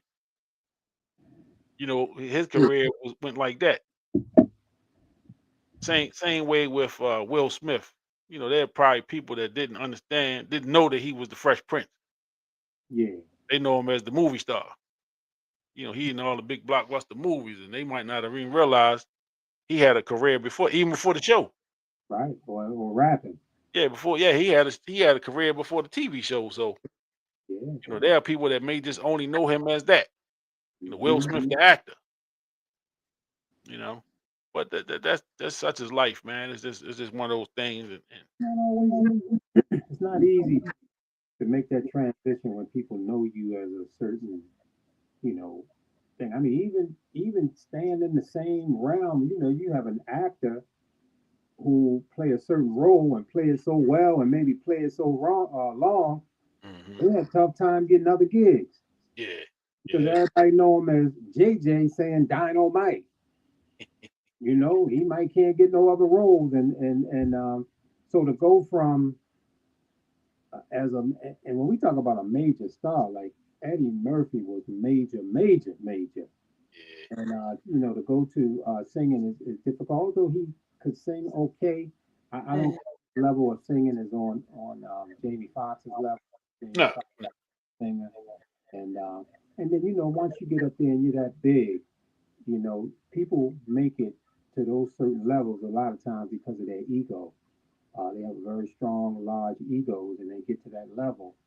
Dion ego is definitely to the moon, and when you're doing what you're doing in the football field, catching helicopters to play baseball, going back, flying back to play football, playing the World Series and the Super Bowl, the only player to do that, and so all those kind of things, and you think you can do anything, playing offense, returning punts, returning kickoffs. Uh, the ego is there, so he put out an album, yeah, hang out with Hammer, Eddie Murphy was doing all that he was doing, so he put out some music. I think that Eddie's musical talents served him better in his stand-up. yeah, His yeah. comedy. I think it really serves him well when he did that Delirious and performed a lot of the some singing and stuff in there, imitating Michael and Elvis, and he was doing a lot of that. Stevie Wonder and Mhm. Crown, that it really served him well, and I think that really took him, to another level as far as comedy goes. The legendary Richard Pryor didn't have that in his bag. Right, right. Eddie did, so it boosted him, and so I here talking about comedians, man. Where's our guy, man? You haven't seen him? What was that? Where's our guy, Landon? Oh, Landon. Yeah, I don't know, man. He must be Went out of town for Thanksgiving or nap something. time or something. Cause he last couple of weeks he been kind of He been quiet quiet here doing the show, but he be hitting me up during the day for sure. during the day. Okay, it's a good sign. It's I a good know sign. he ain't totally MIA. Okay, okay. You know, maybe Landon got some company or something. You know, Yeah, man. So he might be busy. It's the holiday time. People snuggling up and yeah, he all might that be over there cutting greens or some shit. stuff going on, peeling potatoes and shit. Yeah, he got a sink full of collard greens. Understand? I You don't know, know. all that stuff. If you're listening, give the brothers a shout out, man. That's You right. know, we ain't gonna blow your cover. We worried about you, man. Yeah, damn. You keep us on our toes around here. You know, keep us on our toes around here. But yeah, man, it's this we've been talking to them fathers and sons. CB, what's up, brother? And Charles Brooks in the building. Okay, okay. What's up, CB? CB, Yeah, one of the sports mix finest. absolutely. I mean, sports mix finest. Y'all check my man CB out on the Brooks Blackboard. Yeah. You know, he be digging into some of that political Mm-hmm. foolishness that's going Mm-hmm. on around here. It brings some clarity for you. Yeah, Clear some things up. for sure. Lord knows we need it. Yeah, we definitely need it. Because this nonsense we've been getting. Yeah, man. In fact, we need clarity more than we need almost anything. You right. You right. Shout out to everybody checking me out on Instagram. Appreciate y'all. Appreciate y'all for tuning in. Everybody over there on YouTube. Make sure y'all hitting that subscribe button over there on YouTube. That's right, CB. Doomed. We are doomed. Doomed. That's the we, word. we, we are doomed, man. That is the word. Yes, indeed. That is The as CB call them, the political cheerleaders. You know, the cheerleaders are out in force. yeah. Yeah, well, doomed. We are definitely doomed, and I don't know if it's gonna get no better no time soon. Confusion compels clarity. Uh-oh, getting Mm-hmm. poetic on you. Right. Getting poetic on you. Telling you. Y'all better check that blackboard out. Yeah, he put some content up on TikTok too, little videos. Make Mm-hmm. you think, a little bit. Oh yeah. Oh You know, yeah. and CB be coming with it. Mm-hmm. No doubt. Shout out to my guy. And how about this? This is something that's I don't even know that CB is aware of this.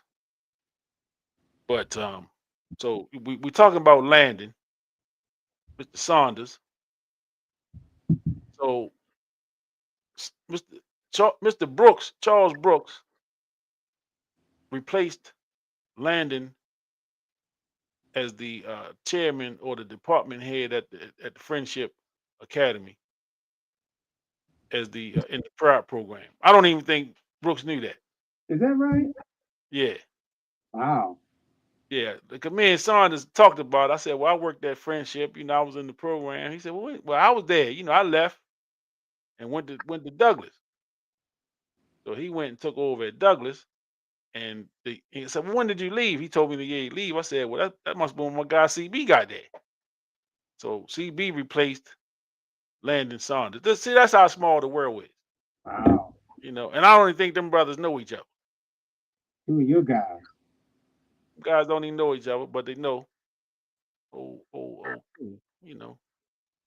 I'm like the glue. Yeah. Man, I'm like the glue, man. I be pulling stuff together. Yeah, Absolutely. yeah, CB, man. I was like, wow. I was the same way. Wow. You know, me and Saunders worked together after I worked with you. After I worked with CB, I worked with Saunders a couple years later. And we just chopping it up and talking about where we worked at and all this stuff. And he said, yeah, I left the school system and da da da da da. And then one thing led to another. I said, wait a minute. Yeah, I was over there too. He even knew CB, I'm blanking on the names. Your number one assistant, the young lady, Miss, I can't remember her name, but she was going to Coppin at the same time I was going to school up there. She worked with Landon as well. So she stayed behind. Mr. Brooks came, and then she ended up working with Mr. Brooks too. So that's how small the world is, man. That 6 degrees of separation is a real thing. Yeah. And don't That's a forget, real thing, man. you was working with Landon, and come to find Listen, out, yep. me and Landon knew each other. Yeah, yeah, yeah, Graduated together. We were classmates. yeah. Yep, Miss Henson Brooks. Yep, exactly. Yep. Our world. Because I was with Landon one day. He called her, but she didn't pick up. Because he was going to call and say, guess who I'm staying here with? you know. But she ain't picked the phone up when we called. But yeah, Miss Henson. Yep. Yep. Small world, man. But hey, this how it go, man. Shout out to everybody on YouTube again. Make sure y'all hitting that subscribe button. Make sure y'all sharing and commenting and all that, man. We rolling tonight. Ravens got you know what too? You ever notice, man, the energy be so much higher after the Ravens win. Absolutely. Even my energy. Right. And I try to be the voice of reason when it ain't so high. Right. And this just ain't after one victory. This is after 5 straight victories. Yeah, this 5 straight. Right. Five straight. I mean, when all hope was lost.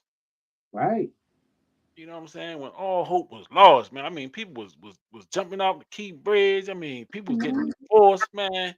Right. You know, I mean, it was just bad in the city. It was Yeah. bad. It was bad around town, man. And Ravens win. And like you said, even Purple Fridays wasn't purple no more. People wasn't even wearing their jersey.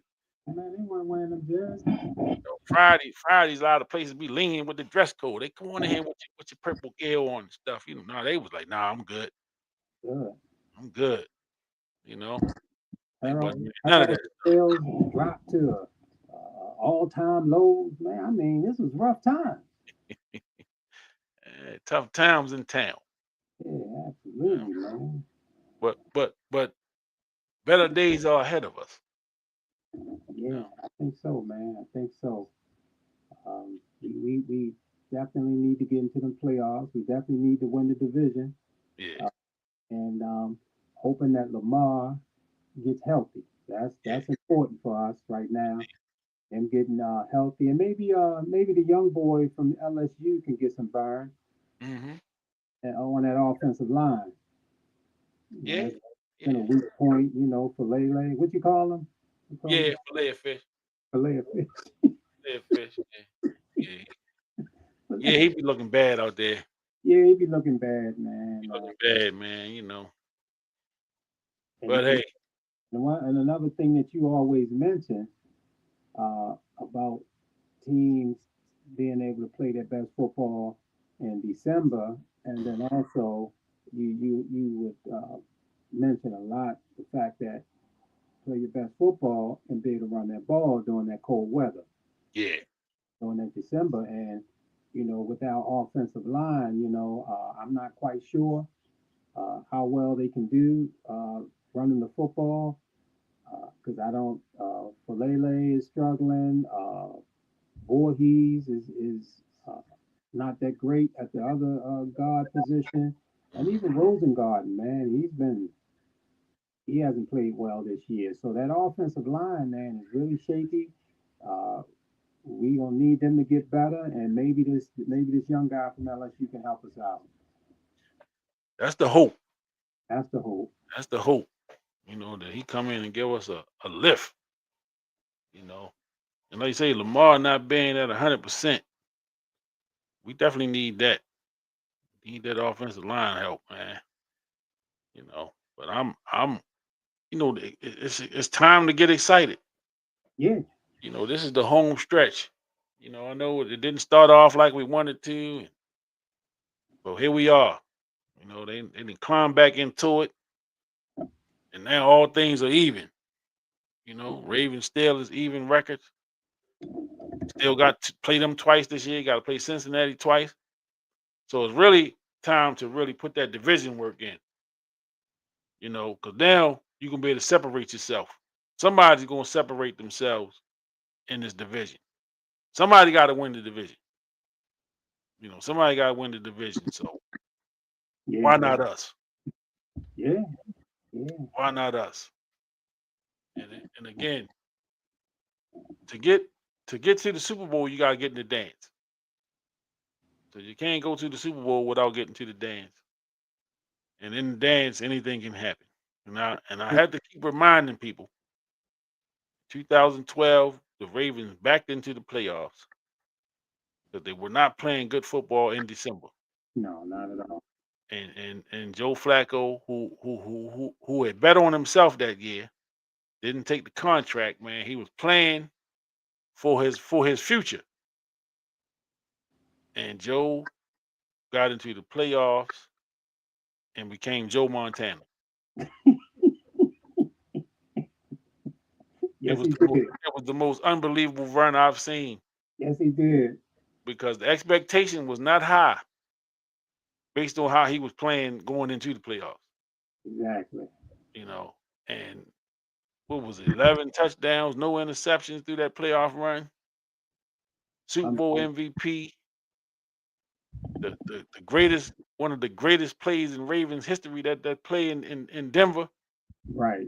hitting Jacoby Jones.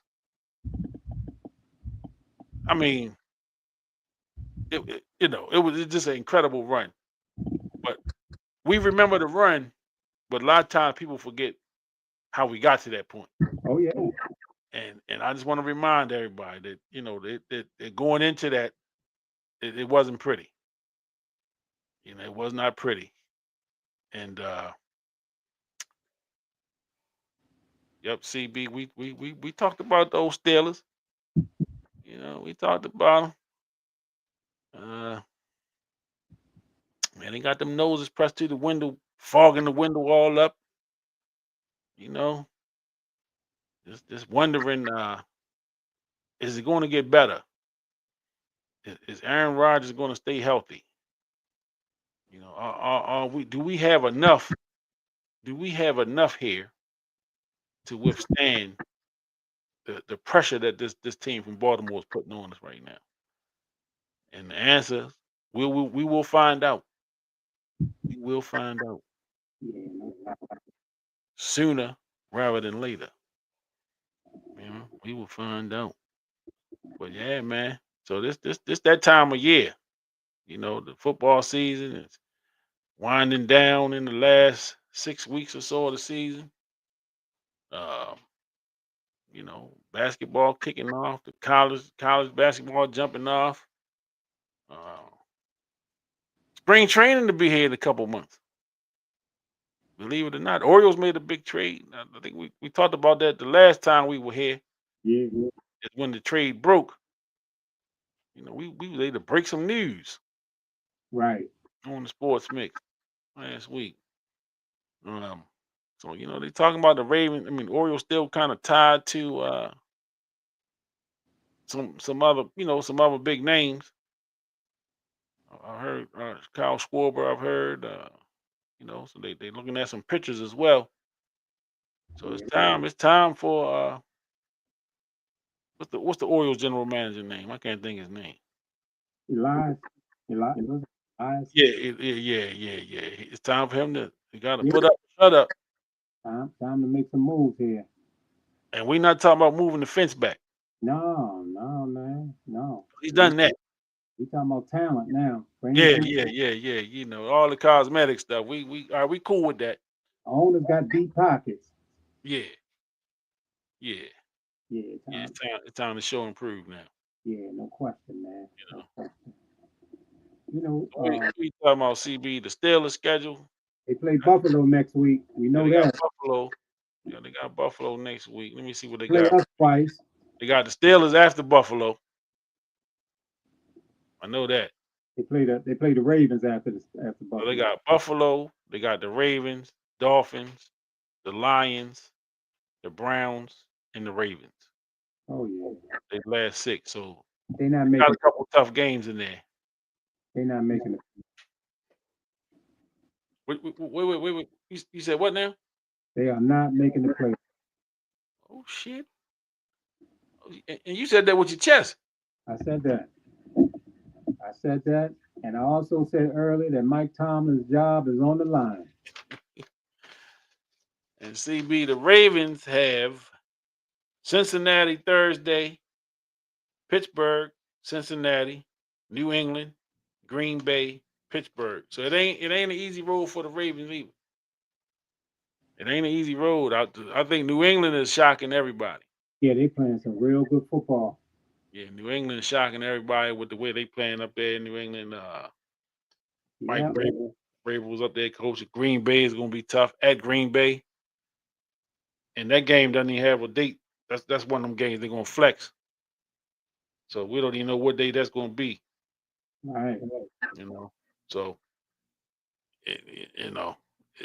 again, man, this is lining up to be a good stretch, a good finishing stretch for the Ravens, that AFC North, and it's already been said that the Steelers are not making the playoffs. Uh, Dean said that, They you know, ain't gonna make it. and he's saying it with his chest. I Yeah, mean, I don't see no back down in that. yeah, straight up. I think you mean that shit. Yeah, yeah, this is real. This is real. Yeah, he meant that. Yeah. Steelers will be watching with popcorn. Man, they got to deal with Josh Allen this week. Yeah, So yeah, oh Josh. I think it's a must-win game for the Steelers. Yeah, I wouldn't doubt that. I don't disagree with that. I Yeah. don't disagree at all. You know, especially with the Ravens, playing the way they've been playing. The Steelers definitely don't want to see a loss and the Ravens win this week. Yeah, yeah. So, and they'll have the luxury of knowing what the Ravens did, because the Ravens play Thursday night. Oh yeah, So they'll go into that game Sunday already knowing, well, if the Ravens win and we lose, we falling behind. yeah. Oh yeah. We falling behind. So yeah, it is that time, man. It's every game is gonna be like a playoff game now. Because you don't want to lose, you don't want to get too far behind. Even knowing you got two games to play against the Ravens, if you're a Steelers fan, you just don't want to get behind. You don't want to fall behind in the standings, especially when you had such a big lead. Oh yeah. When you had such a big lead, and if things don't go well, yeah, you're right. Old Tomlin could be coaching somewhere else next year. You know, and good riddance. If if that'll get him out the AFC North, Right. peace. You Yeah. know. Ain't mad. Not, but something else I wanted to shed some light on. Mhm. Um, these University of Maryland Terrapins. Mhm. Um, it seemed like this. Football or basketball? Well, I want to touch on all of it. There's some things happening out there, man, that is really, really interesting. Obviously, I'm not a huge Loxley guy. Uh, Hmm. I see some of the decisions he makes, and I'm totally against. And he's been doing this really throughout his career. There, even in the game this week, they was playing Michigan. Hmm. Michigan was ranked 18th in the nation, and the Terps took the ball and went down and scored a touchdown. And then instead of kicking it off to them, they tried an onside kick, Uh, which which, which Michigan recovered, and Maryland's territory, and they go down and score a touchdown. I mean, I don't. I don't understand that call at all. I mean, this guy, man, just baffles me. But he has a pretty good recruiting class coming in next year. yeah. Uh, they had the number one player. He's an edge rusher. He was the number one overall player in the nation when he signed for Maryland. Alabama and Georgia, Ohio State, all the teams was going for this guy. But Zion Ely, Yeah. he up out of St. Francis. Hmm. He picked Maryland. Yeah. Now, recently, um, the Terps were able to lock in a basketball player who was the number one rated guy for the class of 2027. Mm. He reclassed, and he's coming for the class of 2026. So he was the number one recruit for 2027. He reclassed, and he's the number 9 overall player for for the class of 2026. So he's coming to Maryland. Baba, pronounce his last name, Baba Aladotun. But he's out. He's from the DMV. He's 6'9". He played for Durant's AAU team. Okay. Okay. And Durant's AAU team is being coached by Durant's brother. Um, and this kid, man, he's only 16 years old right now. So he's coming to Maryland. And uh, so is that the son? No, that's my brother. My brother Kenny Wilkes. Oh, okay, okay. All right, Kenny Will. Big Kenny Wilkes, welcome to the show. Thank you for the comment, brother. Welcome to the show. So they got this guy committed to Maryland. Went down maybe a week or two ago. He went down to his Final Four, which was Arkansas, Kentucky, Georgetown, and Maryland. Uh, Mhm. and he chose the Terps. Huge recruit for Buzz Williams. And this guy's in the DMV. That makes it that much more big when you're talking about recruiting battles with Georgetown and some of the other teams.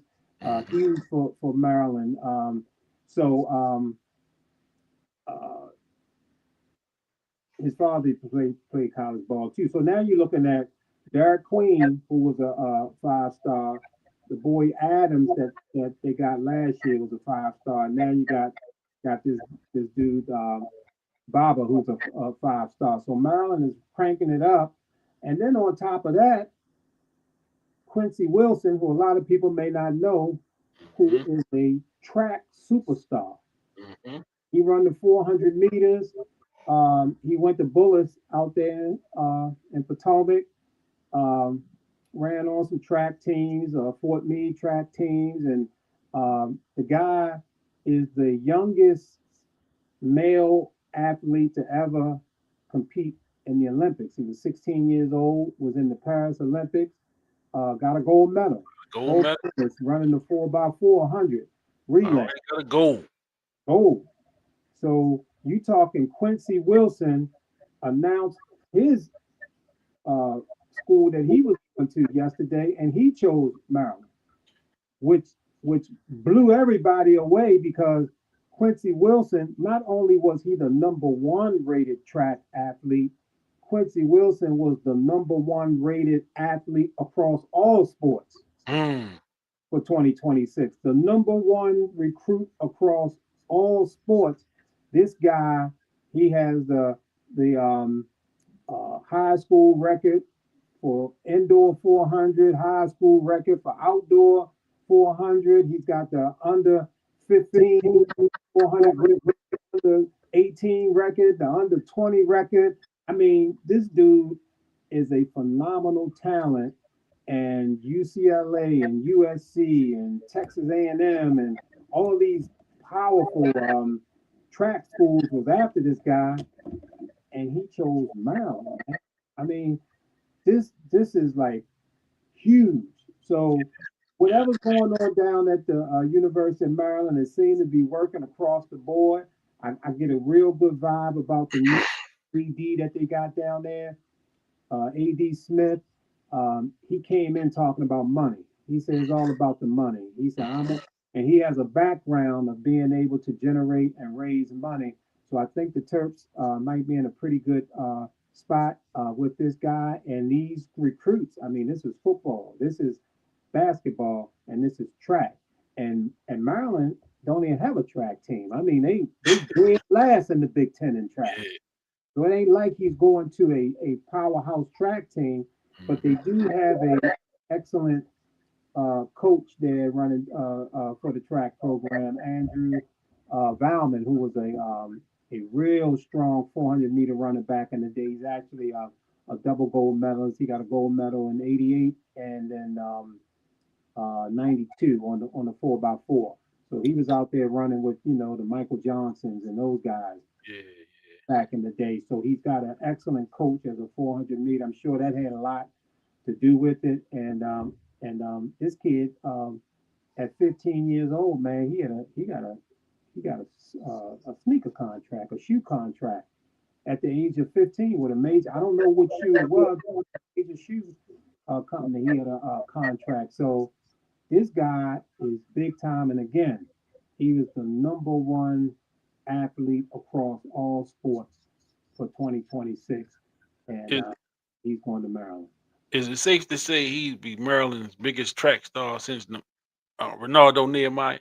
Absolutely, absolutely.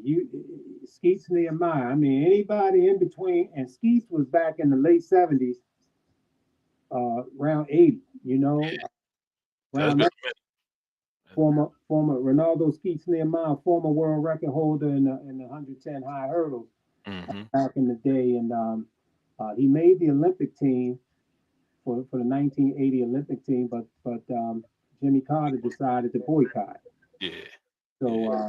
Ronaldo wound up going and playing in the NFL for the 49ers for some years, uh, and then he did eventually go back to track, but he had sustained some injuries in football, and he never got back to that level that he was. But Skeets was tough, man. I had the pleasure of seeing him, excuse me, perform up at Penn Relays. Mm-hmm. Man, Mm-hmm. sensational. One of my favorite athletes of all time, and all those Skeets Nehemiah. So yeah, absolutely. Yeah. Yeah. So that was a big coup. I did see the video of young Quincy making his college decision. Yeah, yeah, That's a big thing now with these little videos. They go online and put the hats out, and they had the jackets button all up, and then they busting out like Superman. I'm yeah, going to Maryland. yeah. So congrats to the University of Maryland for some of these big signings in the last few weeks. Again, we talked about Loxley here a couple weeks ago. I mean, I heard that he's safe coming back next year, and Yeah, I'm sure that landing that big recruit had a lot to do with that. absolutely. Um, him having the job security, but I mean, Maryland started off the season with like 4-0, and they were in some of these games. Some of these games, man, they were in these games, so it wasn't like they were getting blown away, except for the last few weeks. They're just kind of getting away from them. One game they was up 20-0 going into the fourth quarter Yeah, and yeah, lost that one. yeah. So, you know, uh oh, we got a surprise guest joining the show. CB, Okay. he's in the building. The Brooks Blackboard is in the building. In the building. What's happening, CB? What's What's up, up, man? Brooke? Can y'all hear me? Yeah, Loud yeah. and clear. Peace, man. How y'all doing? Oh man, all good, man. Good. Good. Better now. Yes, yes. Better now that you have graced us with your presence. Appreciate the shout out, man. Yeah. That's what we do. All we got spread love to the family. Absolutely. So And I'm we gonna tell know you, you man, got I've things been going busy. on. I've been busy, man. I feel like I got like an assembly line of essays, man. I'm just like one after the other, man. Hmm. What's up, Dean? How you doing, my man? Man, I like it. I like it. I like it when I hear you talking like that because to me that means the fire is burning. I can dig it, man. What I mean? And I already told you, man, fire. That's right. That's important. That's important for you. Right. Well, I'll tell you that one of the pieces that I did and I posted to my site was on this new law in Maryland that started on October 1st, the Second Look Act. So in Maryland, you got black folk that make up, I think it's around 30% of the state population. Mhm. But in the state prisons, the black population is around 71, 72%. Mm. So on the street, 3 out of 10, roughly is like black folk. but in the prisons, 7 out of 10.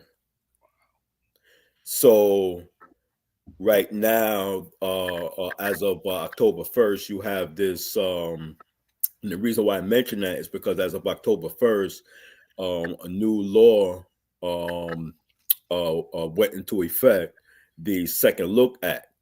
So those who served at least 20 years, and there's a couple of exclusionary criteria, you could have your sentence, you could petition the court to have your sentence reviewed for possible reduction, and there's this misconception that where the law is interpreted as, it means that you can, apply and then you could just like get out, which is not true.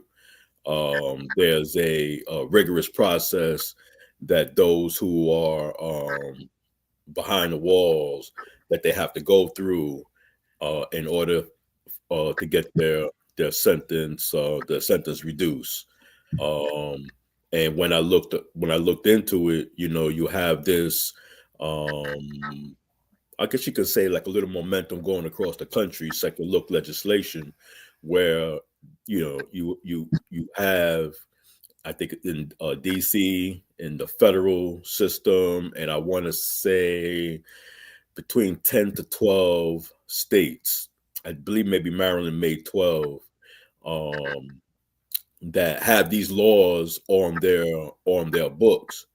And you'd be surprised. You have brothers and sisters locked up from young age, 20, 30, 35, 40 years for something they have done years ago.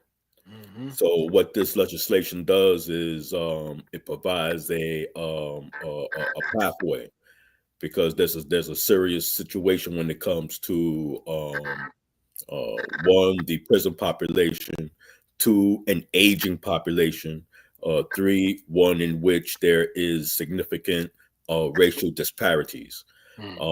And the legislation, even though there's these exclusionary criteria, this legislation is a piece that can begin to address that disparity in the state prison system. So, and then I did another one where this esteemed professor, man, Dr. Gerald Horn, he was in Brooklyn, and also he had a book event in Silver Spring, Maryland, and he's a esteemed historian.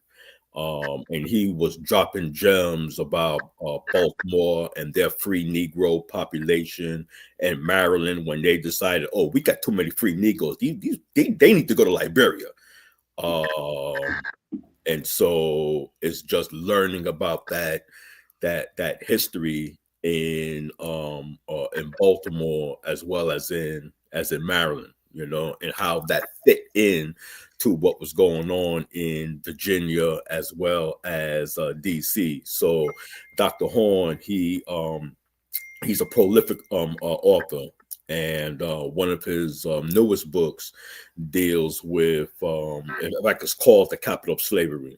It deals with DC, the District of Columbia, and it also takes a look at the DMV area, being the District, Maryland, and Virginia. So it's a fascinating tale. So that's just a couple of things I've been working on, man. I get to talk to start to write, and man, I start to talk. Yeah, well, and that's come on here and plug your stuff. You know what I'm saying? And like I say, I appreciate that, man. Tell everybody check the Brooks Blackboard out. You get some varying opinions on some things, and probably some things that you didn't even know were going on. CB be taking a deep dive into the things that's going on in and around the city, and in the political arena. I don't particularly dig into that pool because it take me somewhere else. I rather stay over here on the sports side where I dig it.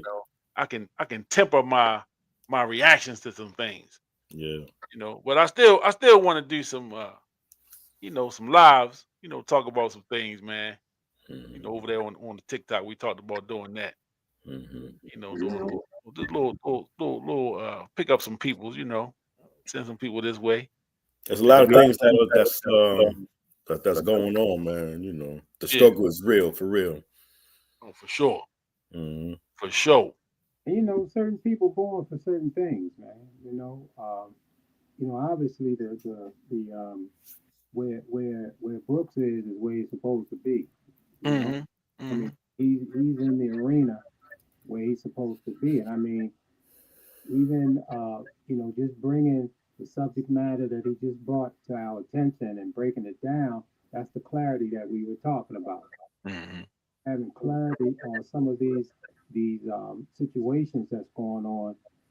We hear all the time about you know prison, who's in prison, and we know in our mind that okay, there's a lot of black folks locked up, but when you break down them numbers versus the population, you know, 7 out of 10 prisoners versus 3 out of 10 population, you see a clear disparity and what's going on. And the human being was not born to go to jail. Hmm. Human being was not created to be in prison and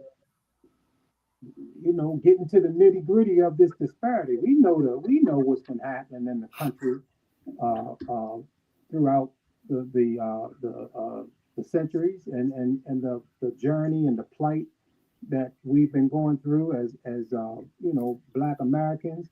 Uh, and when you drop those numbers before us, to me, that's letting us know, man, we got a long way to go. Yeah. We got a long way to go, and there are some people who are pushing the narrative is that things ain't that bad. Things ain't that bad. It's nothing for you guys to really fuss about these days. But those numbers, that clarity that you bring, tells us the real story. So that's the blackboard. That's where Brooks is. So don't sleep on this dude. That's all I'm saying. I appreciate that, man. Don't Keep People sleep. can go to www.charles-brooks.com. I'm gonna tell you something, man. I'm not really good when it comes to I guess what you would say, like promoting myself, because I just thought about, I guess I should tell people like where to go in order to read my piece, man, because I look at it, I research it, I write it, I drop it, I post it, and then I move on to the next piece, man. This is a serious it's a serious time, man. Like what I put into the text, man. Confusion compels clarity. What's the Uh, website again? Yeah, say that again, man. excuse me. What's the website again? Oh,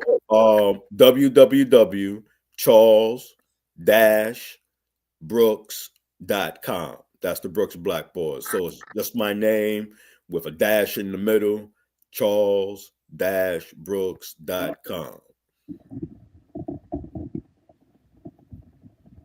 There he is. That's Yeah, it. yep. There we go. Oh, man, I appreciate that, man. Yeah, man. Check them out. Check out the Brooks Blackboard. www.charles/brooks.com. Get some of that content in your life. Absolutely. At some point, I'm gonna move over to the Substack, because this site here, I used to publish news and publish my writing, Hmm. and so I had some things that came up, And so I decided, okay, let me just focus on my writing right now. Get some of these, get some of these essays like off the assembly line, and then what I'll do is I'll go back to publishing news, the news that we can use, news that we can use. Can you dig it? And then I'm going to move my my writing of our political as well as our material conditions. I'm going to move over to Substack and take on some writing projects. Hopefully get a book or two done. Yeah, man. So getting that work in. Keep it yeah, burning. and then well, I'll say this. When Dean was talking and he was describing situation in Maryland, I couldn't help but to think about this the governor and Mayor Scott. I got some pieces coming out. I got some pieces coming out, man. Governor Westmore and Mayor Brandon Scott. Yeah, there's this tour that they appear to be on, smacking their back with their own self-praise on reducing crime. And meanwhile, in Baltimore City, people have to make, serious business decisions with their personal economy as their cost of living goes up. And, in some cases, the quality of life decline. You have areas that are being gentrified and people being displaced and jobs are being lost. On North Avenue, you got $300,000 to $400,000 houses being constructed. Meanwhile, there are plans that's beyond the proposal stage to build a nearly $400 million jail, law enforcement facility in Baltimore City to be located in the proximity of Coppin State University. Wow.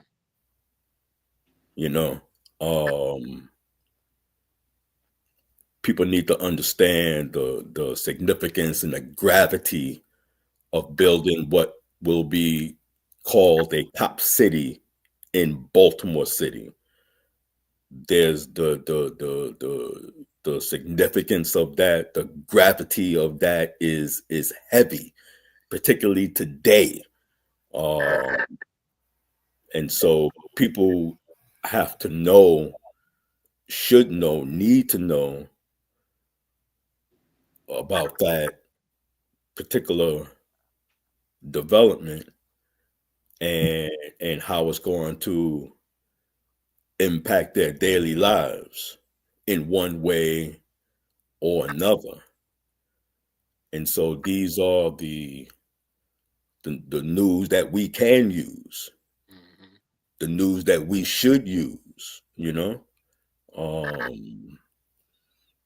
So I'm working on something around that. You have an organization here in Baltimore, Black Alliance for Peace, the Baltimore chapter, and they're working on this issue, bringing attention, highlighting this issue. So read up on that, and talk to people about that, and ask people how they feel about that. a $384 million law enforcement facility called Cop City to be built in Baltimore City? Right And now. it's a very simple question. Does that sound right? Do the people want that? Do the people really want that? Man. So You say it's right. You say it's going to be right near Coppin? it's right in the proximity around Coppin University, yeah. Wow. Wow. Unbelievable. So people have to and what I have found is that when you begin to engage with people and just ask them a simple question, did you know? 9 out of 10 do not know. I know. I didn't know. You know, and when they start doing that construction, there's going to be a natural, I don't want to say assumption, but the natural view, or that's just part of Coppin State. Oh, that's just a Coppin State doing more building, more construction. You know, the people will just go about their daily lives, you know, getting on the bus and going to work and doing what they do, and then they'll find out, oh shit, that was a jail. Yeah. Oh shit, that's Cop City here. So Yeah. Yeah. it's There real. will be.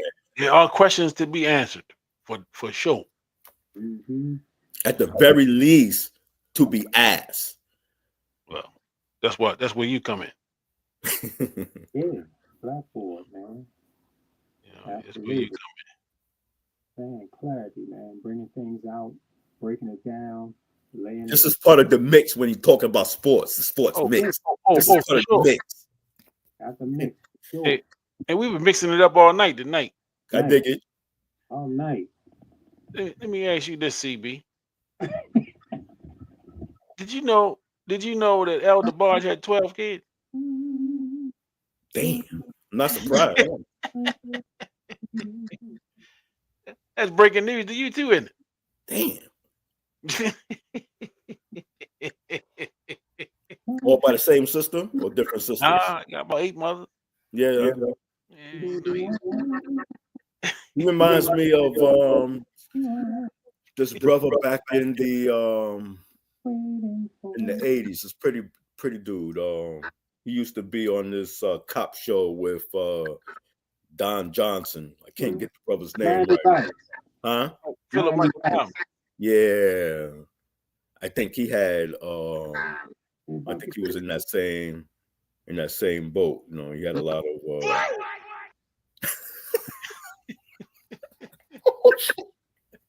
They said how many baby mamas Elder Barge had? Oh shit. 8 baby mamas? 8 baby mamas. Man, That child support must be kicking his ass, man. Hey, that's why he's still out there singing. Damn. That's why he's still out there crooning. Damn.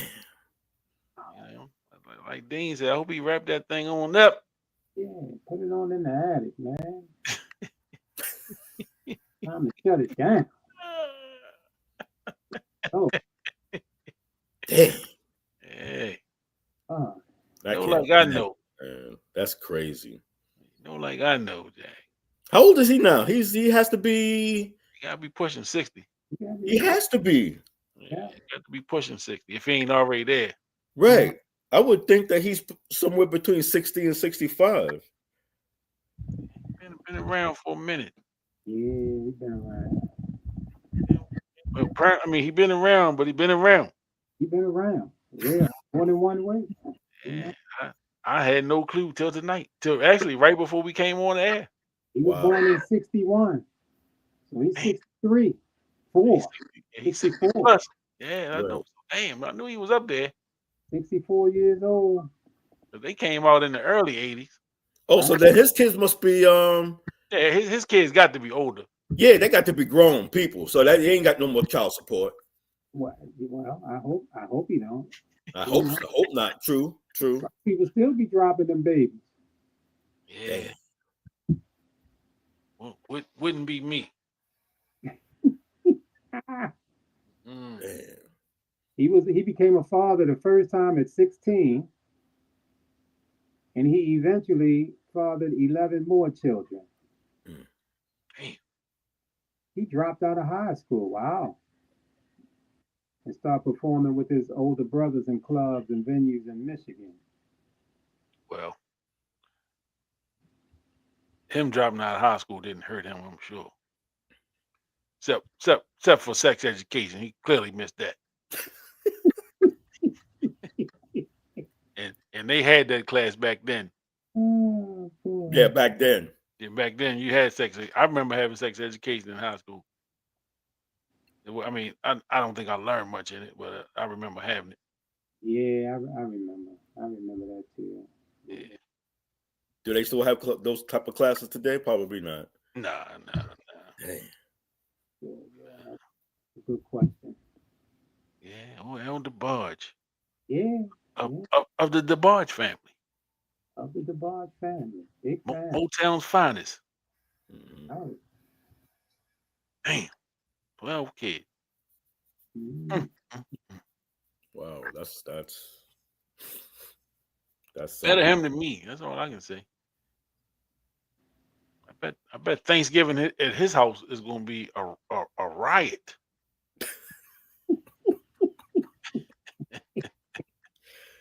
Man. Yeah. Man, boy. I wonder, can the kids sing? You need to bring out a DeBarge 2.0 or 3.0. What is it? 2.0? Yeah, That what they call the second edition? 2.0? yeah, that's what they call it. 2.0. Yeah. And bring that out.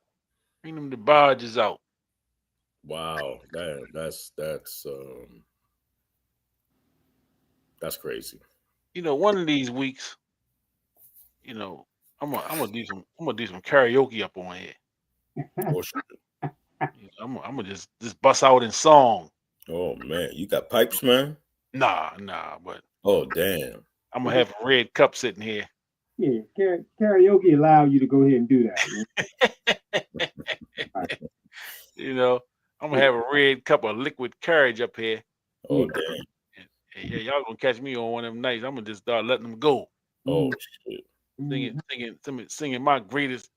Well, not my greatest hits. Some of my favorite hits. Let me say that. I said that like I had an album out, didn't Yeah. A lot of stuff out there too. I? Cause it be in my head. You know, I love music like that. Mm. And Right. I mean, I've been known to belt out a few songs in the car by myself. Oh yeah. Oh yeah, that's the studio. Yeah. All our greatest performances. Yeah. Right the road. Cause I ain't a shower guy. I'm in the car by myself kind of guy. Solo artist in the Yeah, car. solo for sure. Right. It definitely ain't a group effort with me. Mm-mm. I'm gonna be like Eddie Kane. I'm leaving the group. David Ruffin. What's my David man? Ruffin, man. David Ruffin. Yeah. Ain't nobody come to see you, Otis. Exactly. Damn. That's what they all do. That's what they all do. You know, my name is David Ruffin, and these are the Temptations. You trying to press Barry Gordy into calling them that. David Ruffin and the Temptations. Just like you did with the Supremes, Barry. Yeah. Barry said, yeah, but you know, Diana doing some things for me. You sing Dean? Diana was doing some things for me. That's what Barry said. Oh man. So I put her name out front. Yeah. I don't think he wanted to get in that water. Yeah, David, you can't do what Diana could do for me. Yeah, Diana gave him a baby, didn't she? Hey, yes, she did. Yeah. Yeah, I don't think old Dave could have produced a seed for Barry. You know what I mean? Wow. Yeah. Yeah, that'd have been pretty amazing. Mm. Dave Ruffin did what? Yeah, that what's his name checked out too, man. Rodney Rogers. Yeah. R.P. to Rodney Rogers, man. Peace on Rodney Rogers. Hell of a ball player. Big fella too. Big boy, strong Big boy. boy, man. He played on that wing. Could play in the box a little bit.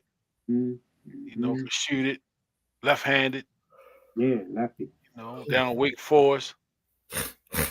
Took his talent to the league. I know he played with Denver Nuggets for a little while. He was on team when they knocked off Seattle. Yeah, On team with Reggie Williams and Mutombo and all them boys. on that team, Yeah. Oh, Rodney Rogers, rest in peace, man. yeah, man. He was 54, Mm-hmm. and I've been a huge ACC fan for many years. I remember he came to Memphis Stars, and he was the freshman of the year when he came in. He already had an NBA body when he came in. Mm-hmm. Strong boy, like you said, and eventually was the ACC Player of the Year, second team All American, 9th pick overall by the Nuggets. I think he won a Sixth Man of the Year award one year, and but what I didn't know was that in '08 he had sustained a spinal injury. Yeah. Despite his injury now, paralyzed from the shoulders down. Oh, damn. So life hadn't really been that great to him, and they're saying that his death was from natural causes related to that spinal injury. So out to his family, 5 kids and a wife and all of that. Yeah, man, that's a being paralyzed from the shoulders down. Yeah, that's tough.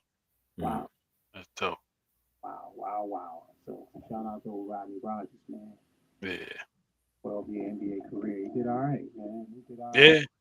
Yeah. For sure. And Well, fellas, I know. shout out, man, to I gotta get his name right. Jamil Abdullah Alani, formerly known as H. Rat Brown. Yeah. H. Rat Brown, checked out at the age of 82. In prison. Where he should never. Which is should not have been in prison, man. Been in prison. That was some BS. They definitely wanted to lock him up. Based on his tenure with the Black Panthers and what he brought to the table. He didn't back down. They was afraid of the guy. H. Rat Brown was about 6'5", 6'6".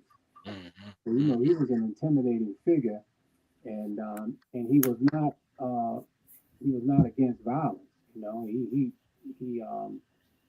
He said that America breeds violence. So yeah, man, I never liked the way that they incarcerated him, and they didn't give him any kind of parole. They say he killed a sheriff or something. But yeah, shout out, man, H. Rat Brown. Definitely a legendary figure. Yeah, rest in peace, H. Rat Brown. Well, it's been a blast. Yeah. Gentlemen. Yeah. Thanks for jumping on, CB. Appreciate it, man. If you're available, we might jump on Friday. I don't know what time yet. Okay. But is there a game on Friday? I thought I saw something where there was a football game on Friday. Yeah, it is. Huh. Okay. It's a game Friday. You know what time you coming on? I don't know yet because I think I'm gonna have basketball practice at some point. Okay. I'm gonna try to do that early. All right. Try to do that. Let me see who playing Friday. The Chicago Bears and the Philadelphia Eagles playing at 3:00 on Friday. Okay. Who? I'm sorry. Who's playing? Chicago Bears and the Philadelphia Eagles. Huh. Friday. Okay. That's a decent 3 p.m. You said 3:00? Yep. That's a pretty decent game. Yeah, I mean, I might try to come on in the afternoon, you know, All right. before the sun go down, Dig it. because it's Friday. You know, I might be out in them streets Friday night. Yeah, dig it. Yeah, that's my attempt at humor, Dig because I'm gonna be right here in this house, it. warm. Mm. You know, in the streets days is done. Yeah, let me know if you if you want. I don't know what I'm doing. I don't know what I'm doing Friday. I don't think I have anything planned. Everybody be hungover from eating turkey all day Thursday and Right. eating sweet potato pie, or pumpkin pie if you like that. You know, I mean, to each his own. I favor sweet potato. Yeah, you know, turkey and uh, stuffing, All the fixings. all the fixings, that you can get, get on a plate, pile it up on a plate like it ain't gonna be nothing left over. You know, I mean, plates you can take home. You know, those of y'all that are going to somebody's house, man, don't be so goddamn greedy, man, with the taking the plates home. Shit, be taking taking 10 plates full. You got any more of them pans left? I mean, you got any Shit, more of them 10 you gotta pans? come with your own Tupperware, man. Don't do that. You gotta come with your own Tupperware. Don't do that. Don't do that. And If I go to my fam, Mhm. I'm coming with my own Tupperware. If I'm coming to like a friend, then I ain't doing that. But like fam, oh Yeah, and if you take something and you realize that they didn't use what you took, don't be trying to take it back. Don't be trying to take it back. Oh, y'all didn't use them sodas. I'm gonna go ahead now. Leave them here. right, Leave them here. Don't be trying to take the sodas back. right, Then you grabbing sodas you ain't even bring. right. No, don't do that. These are some of the don'ts Right, for the Thanksgiving holiday right. this Thursday. Right. Don't do that. You know what I'm Don't saying? be trying to change the channel with my crib. Yeah, please don't do that. No. What you put the remote for? Put your hand down. Yeah. Don't do that. No, we're not changing the channel. It's football and turkey. Right. That. Mm. Is there any basketball coming on? There's probably some college. Okay. Some college going on. There was a good game earlier. Good college game early on this evening. Tennessee and Houston. Tennessee got the dub. It was a good game, man. Mm. Yeah. But I want everybody to have a good Thanksgiving, really about the family. I don't get too much up on the turkey and the pilgrims and the Indians and all that fools. Enjoy your families, man. Spend time with your loved ones, hug the children's, 12 if you're elder barge, and your grandchildren, and spend some time with your families. And, Right. and think about your friends and love. If you got some extra food, man, feed somebody that's a little less fortunate. Mm-hmm. Some people are real humble this time of year. They don't want to tell you that they hurting. But I always try to help when I can.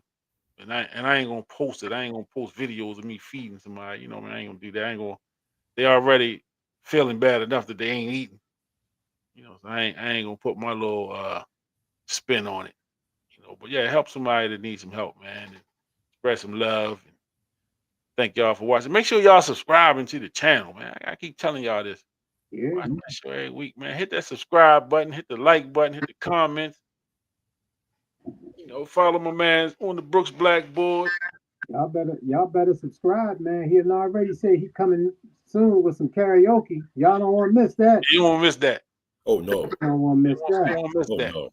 Right. Because see, I come on here and then I'm gonna have to put the shades on and Oh yeah. might have to put on a suit. Oh shit. I already know he gonna throw down on Stevie Wonder. Where were you when I needed last winter? Where were you? Right. Where were you? That's right. I was listening to that today. Mm-hmm. As a matter of fact, Yeah. good old Steve Land. Oh yeah. You know, I don't yeah. want to miss that. You see, you get me on this music, man. I'll be here another 2-3 hours.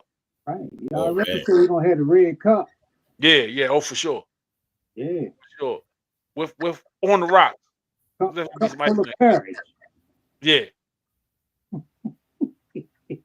So let me throw this out there. Speaking of music, Mhm.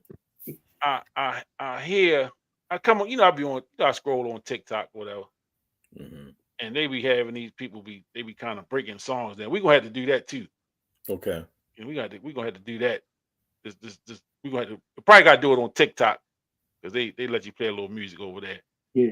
But they was breaking down Michael Jackson, "Lady in My Life," Okay. one of the most classic love songs Yeah. ever written and sang. Absolutely. You know, but they, and I mean that's one of my favorites. Man. But when you breaking it down to lyric by lyric, line by line, Michael really loved that woman, whoever she was. He meant that shit. Michael meant that, Yep. you know, and I'm gonna leave on that note. But that was strong. If you don't know what I'm talking about, Right. pull up "The Lady in My Life" and just listen to the words. It's on Thriller. The greatest album ever put out. Mm. Yeah. But go listen to that and listen to the lyrics. Listen to it. Listen to the lyrics and come back next week or Friday, matter of fact, Mm. and tell me about it. Mm. The Lady in My Life. Mm. Michael Jackson was in Mm. love with that woman, whoever Mm. she was. Mm. Was, man. He meant Mm. that shit. Mm. And that was the woman he made up with after She's Out of My Life. You know, she And he was was out of his hurt. life, and he meant that too. He was hurt. Yeah, he was crushed. Mm. He cried at the end of the song. Cried real tears, Yeah. Right. real tears, Right. and then that was off the wall. And then a couple years in between, I think they put out the Triumph album as the Jacksons, and then he came with that the Thriller. But he had found love again. Right. He figured out Billie Jean, the kid wasn't his and whatnot. One head. So, what's the name of the first song again? She's Out of My Life.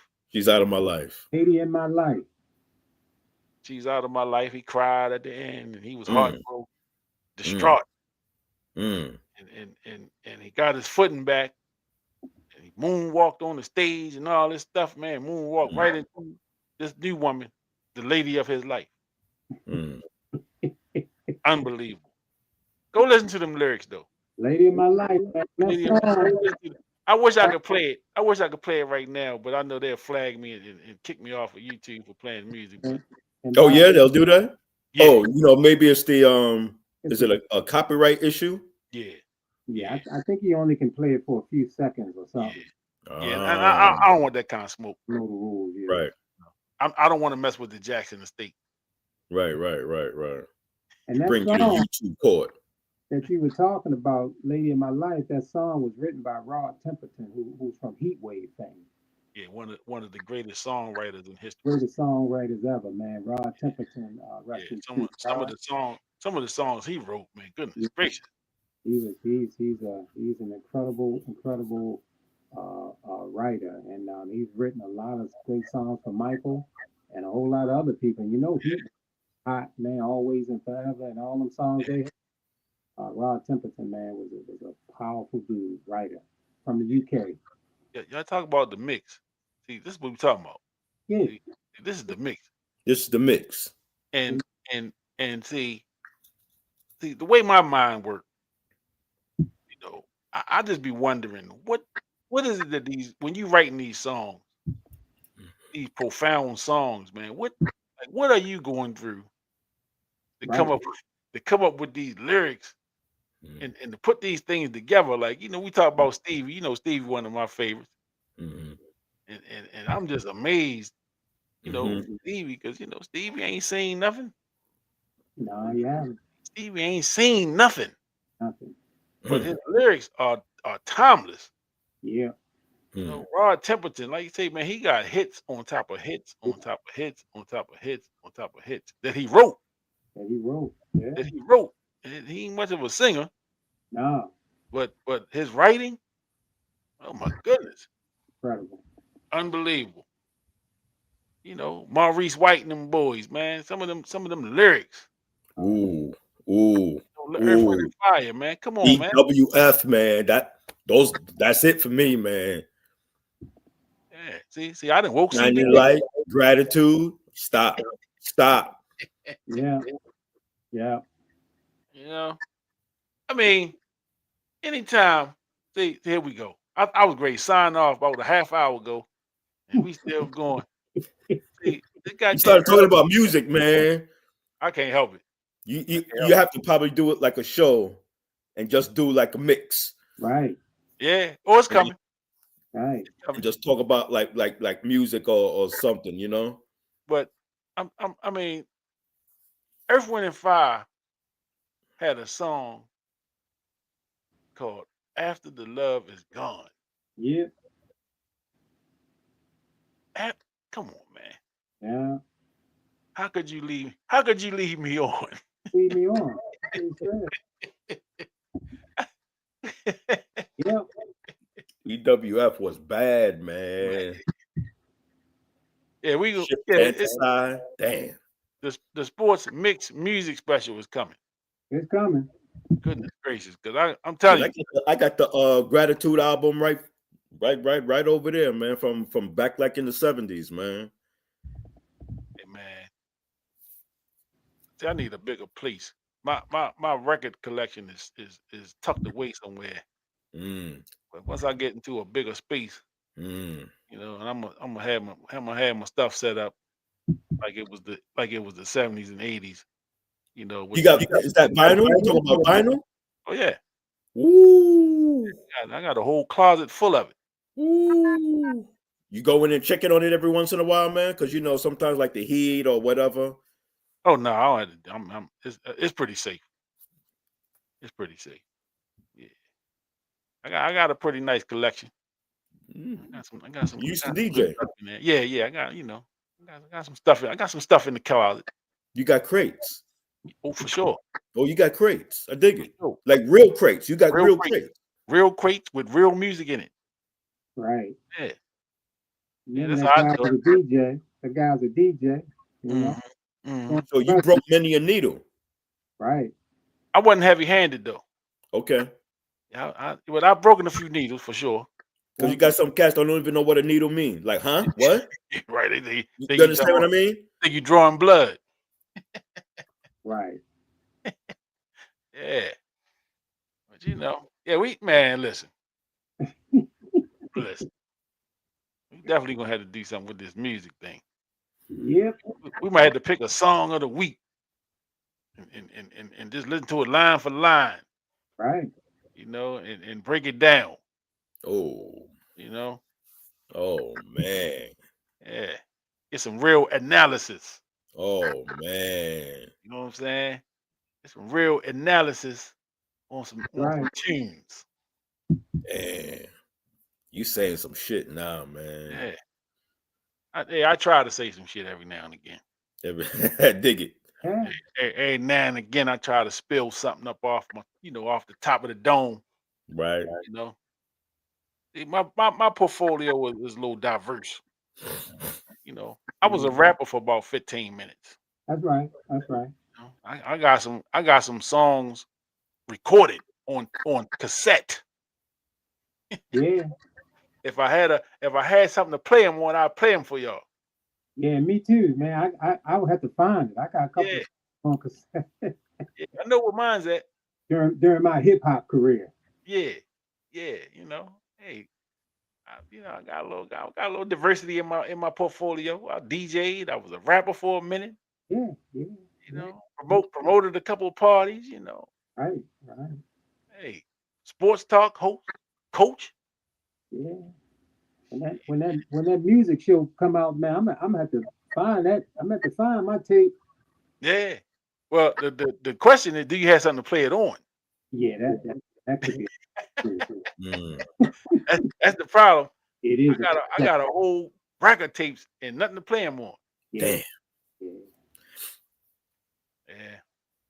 Yeah, today's technology is like. Yeah, you get laughed out of somewhere. You pop up with some tapes. You might well throw a VCR on top of the TV. Right. Well, you can't even put it on top of the TV because TV's about this thick now. Right. You know what I mean? Yeah. Well, fellas, I think I gotta go to work tomorrow. Oh, okay. Yeah. Well. I think I do. Yeah. I think they're gonna be looking for me. I think so, man. So. If they found out I was still here doing the sports mix at 8:00 tomorrow morning, they'd be like, wait a minute, he's supposed to be here. Where is it? And again, man, I want everybody to make sure y'all have safe holiday. Safe holiday. It's a long weekend for some of us. Mm-hmm. So once I'm off tomorrow, I'm off till Monday. So I want everybody to enjoy, man, have a good time with your family and friends. Look at some sports. Make sure you're telling your friends about the sports mix, subscribing, following. Hit me up if you got some things you want to talk about, some ideas you want to see come to fruition. The show is growing, taking things to the next level in 2026. It's amazing to even say that. 2026. Damn, it's coming. It's coming. 2026, man. Wow. It's 30-something days. Yeah, it's right here. It's here. Well, it's been a blast, fellas. Absolutely. Another strong show. Another strong out. The Ravens are in first place. Did we tell y'all that? Ravens in first place. Steelers. What you say, CB? They got the glass. Their hands up, face pressed up against the glass. Got their nose pressed on, man. Blowing bubbles. Right. And it's cold outside. Yeah, a little freezing out there. I want to come in. Maybe next week. Right. Yeah, but gentlemen, man, I appreciate y'all. Always a blessing. I do it again. Hey, man, we coming on Friday. I don't know what time yet, but we gonna be on here Friday. All right, man. Just send me some of the math. Send me the info. Yeah, for sure. We're gonna have some fun with it Friday. All right. At the Ravens beat up on these Bengals. Yeah, that's gonna be a beat up. And you heard it here first. What you say about the Steelers, Dean? Hey, man, they will not make the playoffs this year. Stamp it. Damn. Stamp it. And our boy Mike Tomlin is on the hot seat if they don't make them playoffs. Stamp it. Yeah. Stamp it. And we out on that note. Ain't nothing else to be said. Yes, indeed.